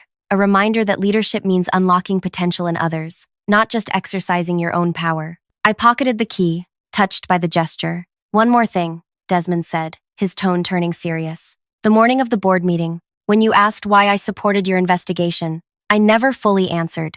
You said you had personal reasons. He nodded, opening his desk drawer to remove a framed photograph. My sister worked in a commercial kitchen for 20 years. She died of pulmonary fibrosis last year, before any of this came to light. I stared at the smiling woman in the photo, understanding dawning. That's why you were investigating before I even raised concerns. Yes, her doctors couldn't pinpoint the exact cause, but when your reports about the coatings came in, he trailed off. Let's just say I recognized the symptoms. We sat in silence for a moment, united by parallel grief and purpose. We've made progress, I finally said, but there's still so much to do. And now you're in a position to do it. He stood, extending his hand formally. Congratulations, Miss Ray. Or should I say, Madam CEO. My first official day as chief executive dawned clear and bright. As I walked through the main production facility, workers nodded respectfully or called out greetings. Some still looked surprised to see the former assembly line worker in the CEO's position. Others seemed to take it as confirmation that merit really could triumph over politics. Near the testing lab, the newly installed plaque bearing my grandmother's name gleamed under the lights. I paused to touch it briefly, a private moment of remembrance and recommitment. Inside my new office, Desmond's old space, now redecorated to my simpler tastes, I found a delivery waiting. The card read simply, a reminder of why we do what we do. The package contained a custom-made air quality monitor, beautifully crafted and clearly expensive. But what caught my eye was the small brass plate on its base, engraved with words that brought tears to my eyes. Because someone cared enough to speak up, there was no signature, but I knew it came from the kitchen workers who had presented me with the cookbook. I placed it prominently on my desk, where every visitor would see it. My assistant buzzed through on the intercom. Miss Ray, the executive team is assembled in the conference room. Thank you, Nina. I'll be right there. I gathered my notes for the meeting, my first strategic planning session as CEO. The agenda was ambitious,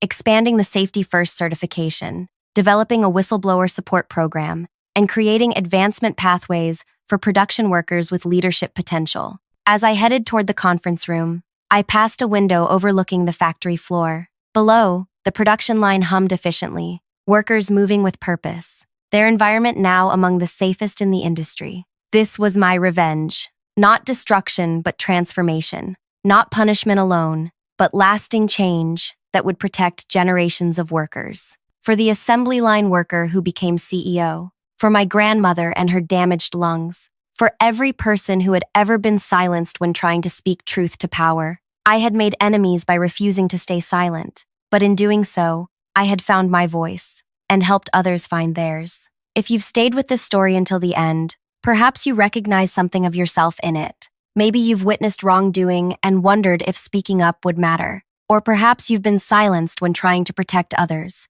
Remember this. Change rarely comes from those with the most power. It comes from those with the most courage. Sometimes, making too many enemies is exactly what's needed to create lasting change. Like this story if it resonated with you. Subscribe for more tales of ordinary people facing extraordinary challenges. And share in the comments, what would you have done in Serena's position? Your voice matters here and everywhere else. The entire room fell silent as George slammed his hand on the conference table. His face flushed crimson against his crisp white collar.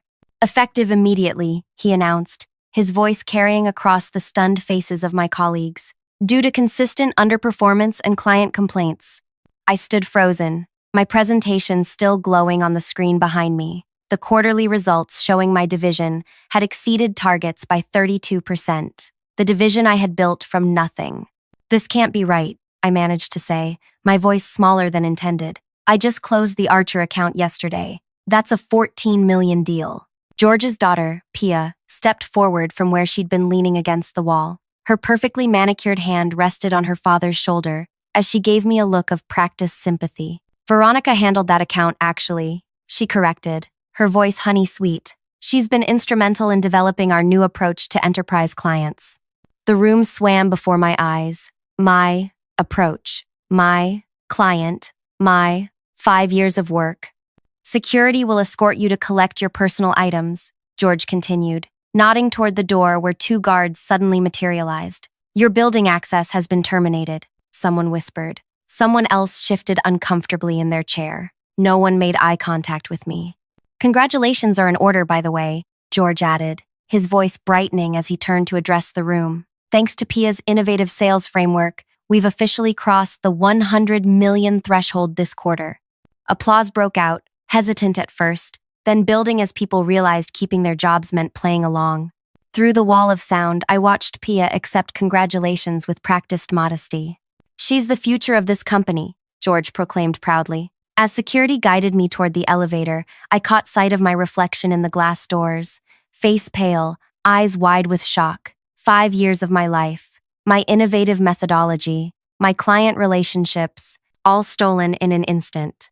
In the lobby, rain pounded against the windows as I clutched the small cardboard box containing my desk plant and framed credentials. The security guard awkwardly handed me my coat. "Sorry," he mumbled, before stepping back into the elevator. Standing alone in that vast marble lobby, watching raindrops race down the windows like tears, something hardened inside me. The humiliation crystallized into something else entirely. My phone buzzed in my pocket. Unknown number. "Hello? Is this Veronica?" a deep voice asked. "This is William from the board of directors. We need to meet immediately. There's been a situation with the Archer account."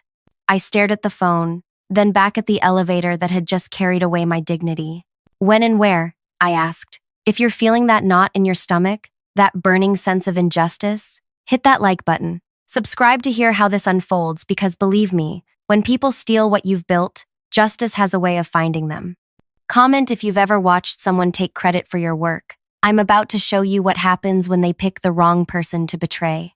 My name is Veronica Wade. At 34, I was the youngest person to ever make senior sales director at my company. At least until Pia arrived. Growing up with a single mother who worked 3 jobs to keep us afloat taught me 2 valuable lessons. Work harder than everyone else, and never expect recognition for it. While other kids got summer vacations, I got summer jobs. While college classmates partied, I studied behavioral economics and psychology, fascinated by what makes people tick and what makes them buy.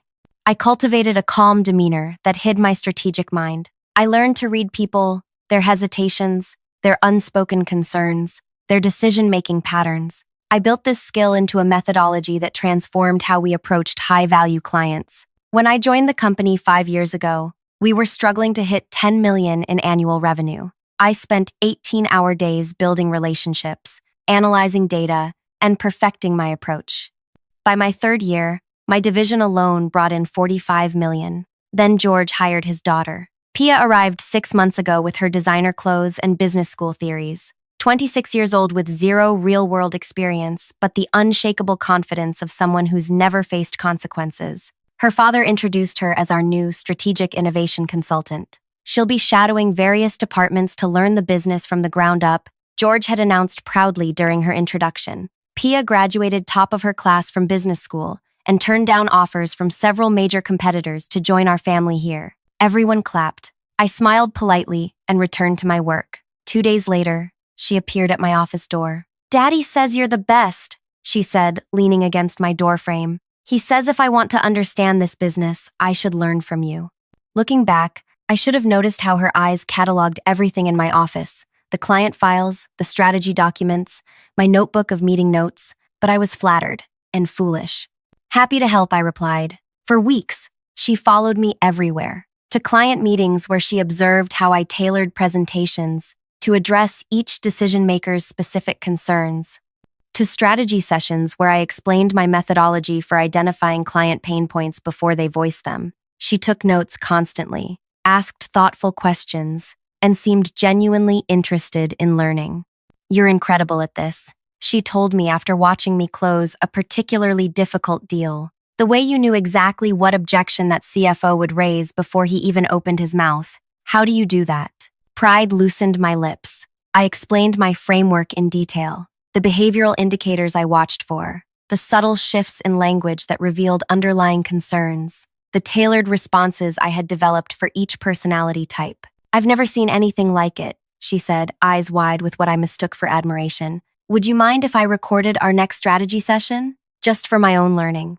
The first change came subtly. My weekly strategy meeting with George was rescheduled without notice. When I asked his assistant about it, she seemed uncomfortable. Pia had some ideas she wanted to present to her father first, she explained hesitantly. They thought it would be more efficient this way. Then my access to our client database was temporarily restricted due to system updates. When restored, I noticed several of my highest value clients had been reassigned to team accounts. One morning, I arrived to find a group gathered around Pia in the conference room. Through the glass, I could see my own slides projected on the screen, the same deck I had developed to explain my sales methodology, with the title changed to Pia's Enterprise Framework for Decision Acceleration. When I entered, the conversation halted. "Veronica!" George beamed. Pia was just sharing her innovative approach to enterprise sales. Absolutely groundbreaking stuff. "That's my presentation," I said quietly. "Those are my slides." The room grew uncomfortably silent.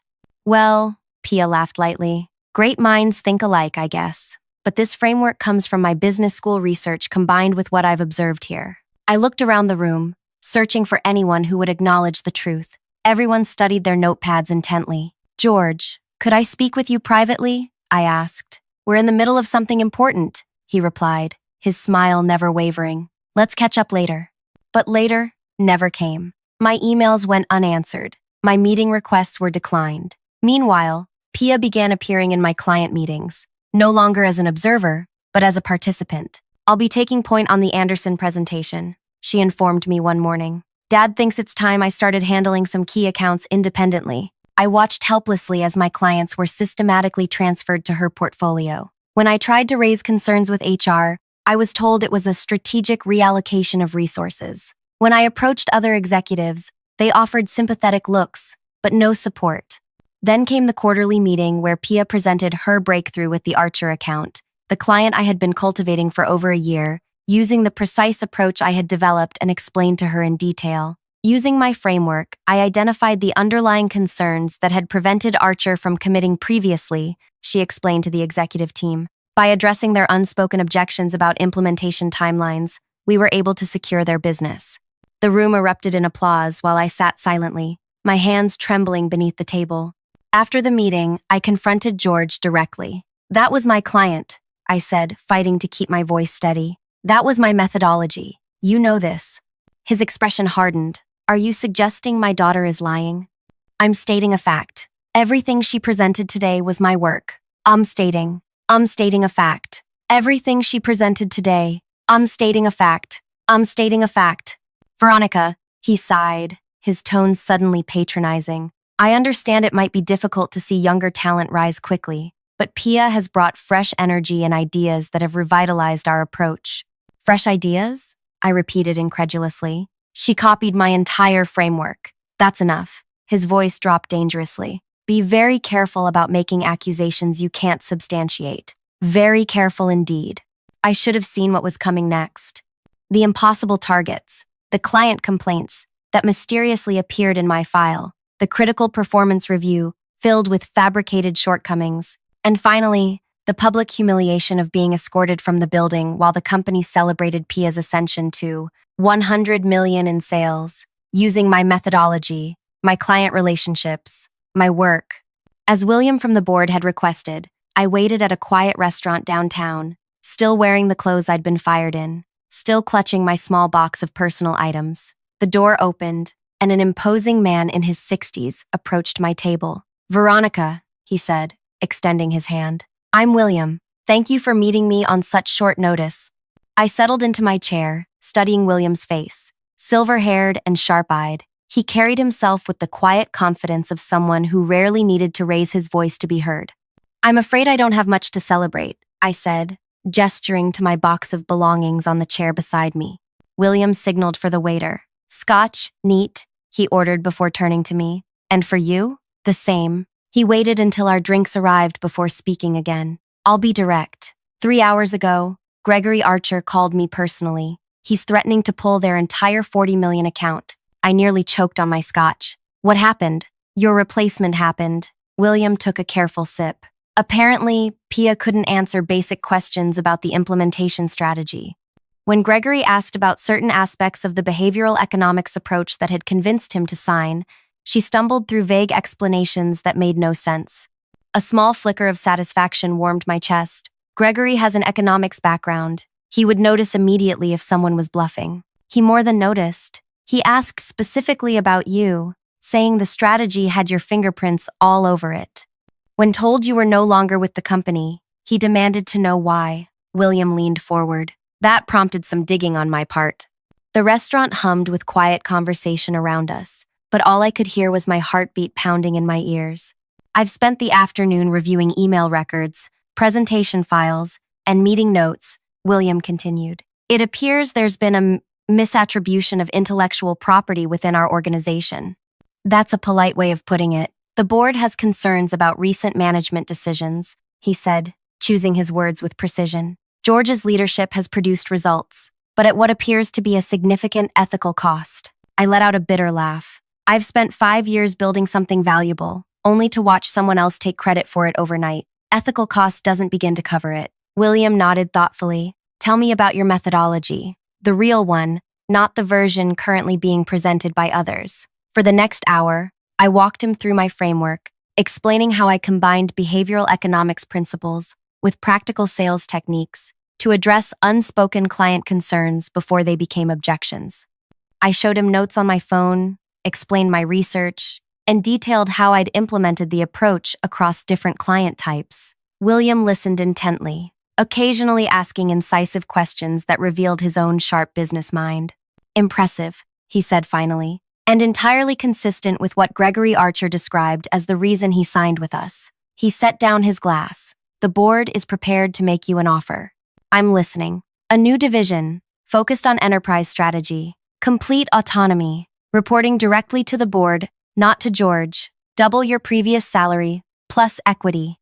I stared at him. And my former boss? We're restructuring his department. His role will be significantly reduced.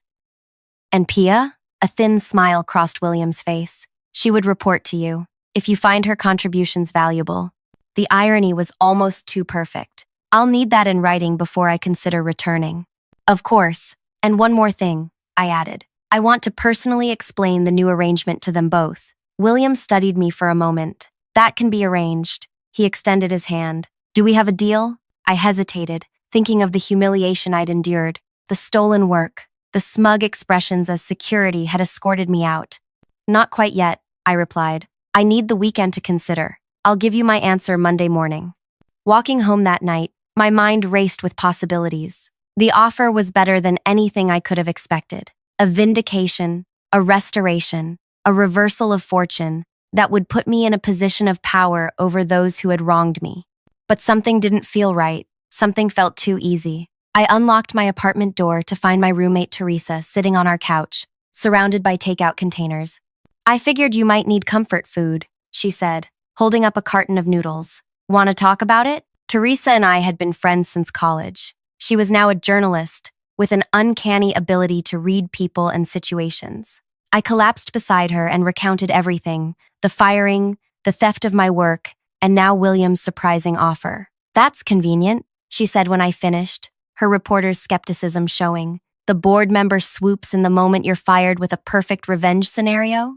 You think it's too good to be true? She shrugged. I think powerful people rarely admit they made a mistake unless they want something. What does the board really want from you? Her question haunted me all weekend. What did they really want? Why not just fire George and Pia quietly and then approach me? Why the dramatic offer? Why involve me in their restructuring at all? Sunday night, I made some calls to former colleagues who still answered my messages. What I learned changed everything. Monday morning, I arrived at William's office precisely at 9. His assistant showed me in immediately. Have you considered our offer? He asked, rising from behind his desk. I have, I replied, setting down my bag. But before I accept, I'd like to understand something. When did the board become aware of the situation with the Archer account? William's expression remained neutral. As I mentioned, Gregory called me on Friday. That's interesting, I said, because according to the meeting minutes I obtained yesterday, the board discussed concerns about the Archer implementation 3 weeks ago. Gregory had already raised questions by then. A flicker of surprise crossed William's face. You've been busy. I've also learned that the company's under investigation by the SEC for financial discrepancies that began 8 months ago, right around when George's daughter joined the company. William's eyes narrowed slightly. Where did you hear that? Does it matter? What matters is that you didn't approach me because of some sudden revelation about stolen work. You approached me because you need someone who understands the Archer account to save a $40 million deal that's about to collapse, and to potentially take the fall if the SEC investigation goes south. The room fell silent as William considered his response. Finally, he sighed. You're partially correct. The SEC situation is delicate. And yes, we need the Archer account secured immediately. But that doesn't change our offer or the fact that your work was inappropriately claimed by others. Then, let me counter with my terms, I said, sitting straighter. Triple my previous salary, 20% equity, complete autonomy over my division with a guaranteed budget, and full access to all financial records related to my clients for the past year. William's eyebrows rose. That's quite demanding. I'm quite valuable, as you've recently discovered. After a tense silence, he nodded. I'll take it to the board this afternoon. One more thing, I added. I still want to personally explain the new arrangement to George and Pia. A slow smile spread across William's face. That can definitely be arranged. 3 days later, I stood in the elevator of my former office building, this time with a visitor's badge clipped to my blazer. My heart pounded as the numbers climbed toward the executive floor. The doors opened to reveal the familiar hallway. Several employees stopped mid-conversation when they saw me, their expressions a mixture of shock and confusion.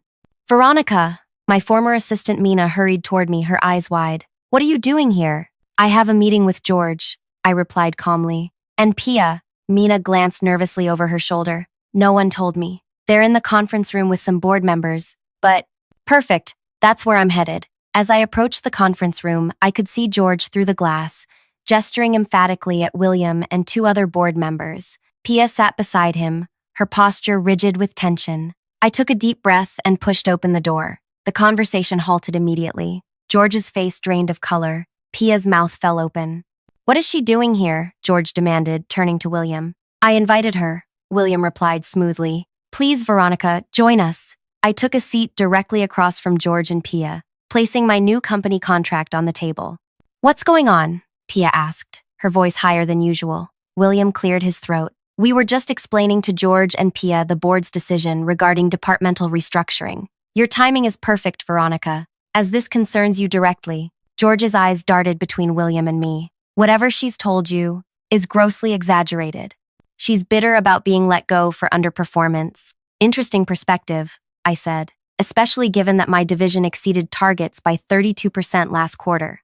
Numbers can be manipulated, Pia interjected quickly. Dad and I discovered serious issues with her reporting methodology. I smiled thinly. You mean my sales methodology, don't you? The one you presented as your own? The one Gregory Archer specifically asked about during your meeting on Friday? Pia's face flushed. I don't know what you're talking about. The board has reviewed the situation thoroughly, William interrupted, including email records, presentation files, and client feedback. We've reached some conclusions that necessitate immediate changes. George straightened in his chair. As CEO, I should have been consulted before any decisions. As CEO, you serve at the pleasure of the board. One of the other directors cut in. A board that's deeply concerned about ethical breaches and potential securities violations under your leadership. The blood drained from George's face. Securities violations? That's absurd. William slid a folder across the table. The SEC doesn't think so. They've flagged several transactions related to the Archer account and others. Transactions that coincidentally began around the time your daughter joined the company. Pia's hand trembled as she reached for her water glass. Those transactions were all approved through proper channels. By your father, I noted. Convenient. William turned to me. Veronica, the board has approved your terms. Would you like to explain your new position? I opened my contract and slid it toward George and Pia. Effective immediately. I'll be leading a new division as Executive Vice President of Global Strategy, reporting directly to the board. I'll have complete autonomy over enterprise accounts, including Archer. George's face contorted with rage. This is ridiculous. You can't possibly— We can and have, William interrupted. The alternative was to disclose our findings to the SEC investigators immediately, which would likely result in criminal charges. Pia's face had gone completely white. Criminal charges? For what? Fraud, for starters, I replied calmly, along with intellectual property theft, falsification of company records, and potentially securities fraud. But the board has generously decided to handle this internally, provided certain conditions are met. What conditions? George asked, his voice barely above a whisper. I smiled. That's what I'm here to explain. Shall we begin with your new reporting structure? The room fell silent as George and Pia stared at me, the full weight of their situation finally sinking in. In that moment, the memory of being escorted out by security flashed through my mind, the humiliation, the shock, the injustice of it all. But now, the tables had turned completely. "Let's start with your performance improvement plans," I said, opening a folder of my own. "We have a lot to discuss." George's jaw clenched as he stared at the performance improvement plan in front of him. "This is absurd. I built this company. And I built the methodology that saved it," I replied calmly. "The board recognizes that now." Pia's eyes darted between her father and me, calculating her next move. I recognized that look. I'd seen it the day she first shadowed me, silently cataloging everything she could use. "We should discuss this privately," she said, touching her father's arm, "with our attorneys present." William leaned forward. "You're welcome to consult attorneys. However, that would necessitate the board filing our complete findings with the SEC. We're offering an internal resolution as a courtesy." The threat hung in the air. George's face had taken on an ashen quality. "What exactly are you proposing?" he asked, his voice uncharacteristically subdued. I opened my tablet and turned it toward them. "The board has approved a new organizational structure. George, you'll transition to a non-executive advisory role with significantly reduced compensation. Pia, you'll join the junior sales team where you'll have the opportunity to learn the business properly, under supervision." "That's not acceptable," George snapped, some of his confidence returning. "I have a contract. A contract that includes ethical conduct clauses," another board member interjected. "Clauses you've violated repeatedly, according to our investigation." Pia straightened her spine. "I've generated over 100 million in sales. You can't just demote me because of some unfounded accusations from a disgruntled employee." I smiled thinly. Those sales were generated using my methodology, my client relationships, and in many cases, my direct work. "Would you like me to show you the metadata on the presentation files you claimed as your own? The original creation dates and author information are quite illuminating." Her confidence faltered visibly. "You have until the end of the day to accept these terms," William stated. "Otherwise, the board will pursue more formal remedies." As they left, I remained seated, watching George's rigid back and Pia's unsteady gait. After 5 days of unemployment and humiliation, the tables had turned so completely, it felt almost surreal. William turned to me. "They'll fight this. I'm counting on it," I replied. The next morning, I arrived early to find my new office being prepared. Ironically, it was George's former space. The nameplate had already been changed to read Veronica Wade, Executive Vice President. Mina appeared at my door, hesitant. "The team is gathered in the conference room as you requested." "Thank you. Has there been any word from George or Pia?" "George cleared out his office last night. Pia hasn't been seen since yesterday's meeting." I nodded, unsurprised. Let's not keep everyone waiting. Walking into the conference room felt like stepping into an alternate reality. The same people who had watched my humiliation days ago now stood as I entered, their expressions a mixture of confusion, awe, and wariness. "Good morning," I began. "As you may have heard, there have been some organizational changes. I'll be leading a new division focused on enterprise strategy, reporting directly to the board."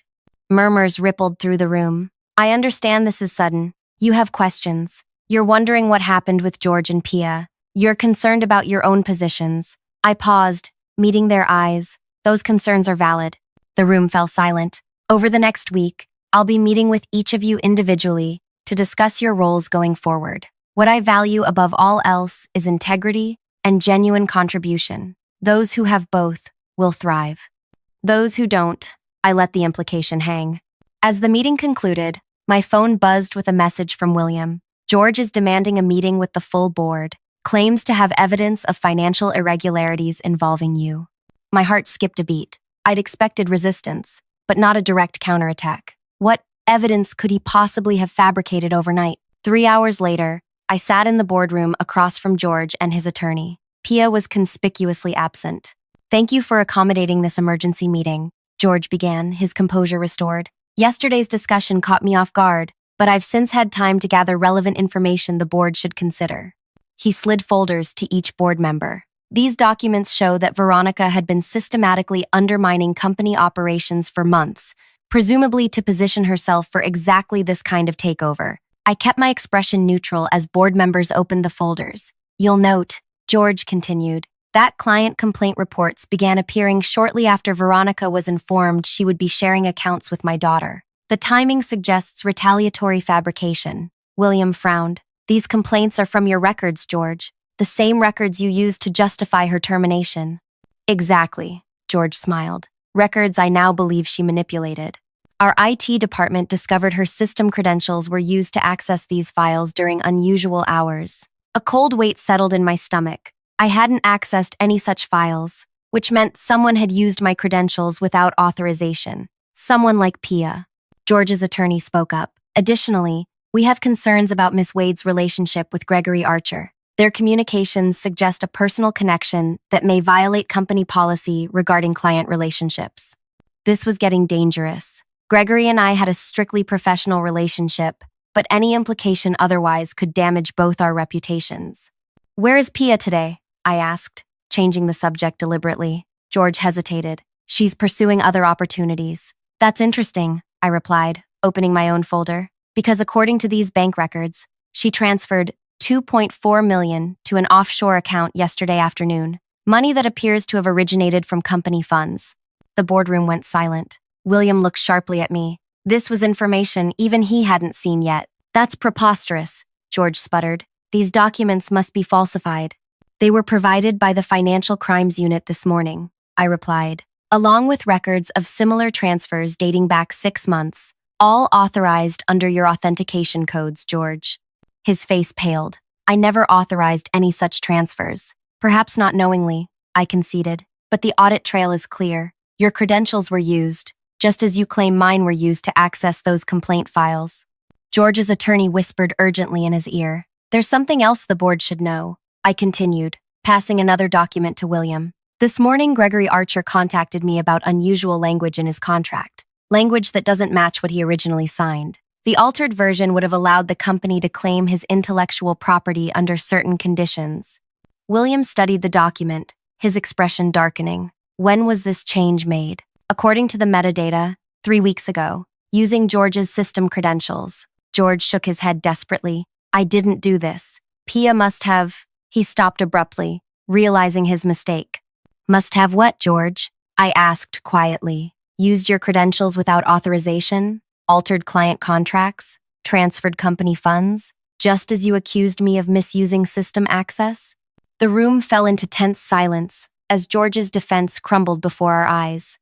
Where is Pia now? William asked. George stared at the table. I don't know. She's not answering my calls. Over the next 2 weeks, the truth emerged in painful clarity. Pia had been systematically siphoning funds while using my methodology to boost sales figures, creating the illusion of unprecedented success.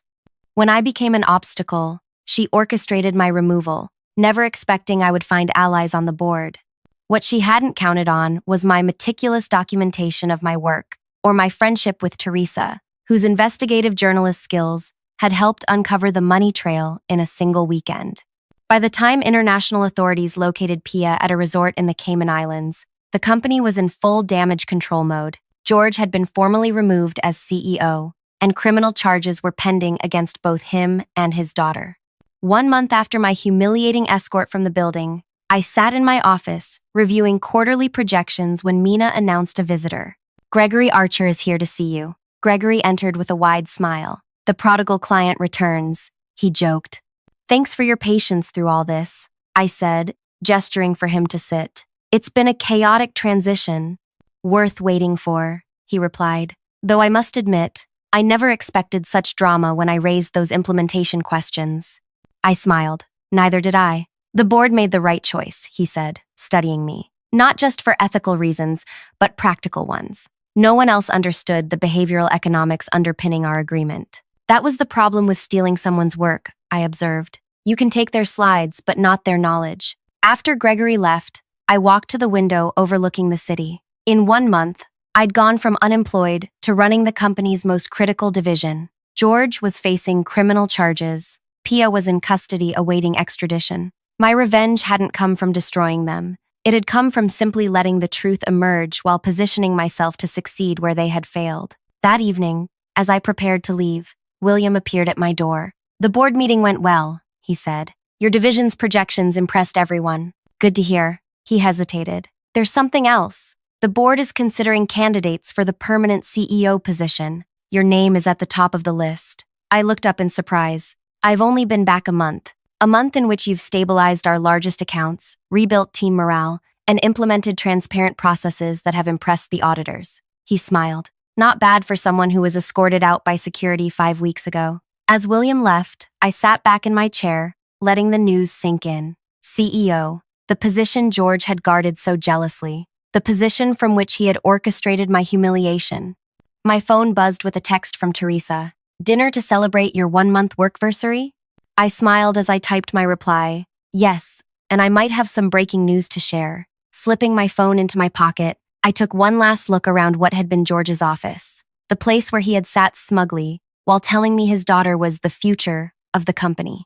He had been right about one thing. The company did have an extraordinary future ahead. It just wouldn't include either of them. If this story struck a chord with you, hit that subscribe button right now. We've all faced moments when someone took credit for our work or tried to push us aside, and there's nothing more satisfying than seeing hard work and integrity ultimately win.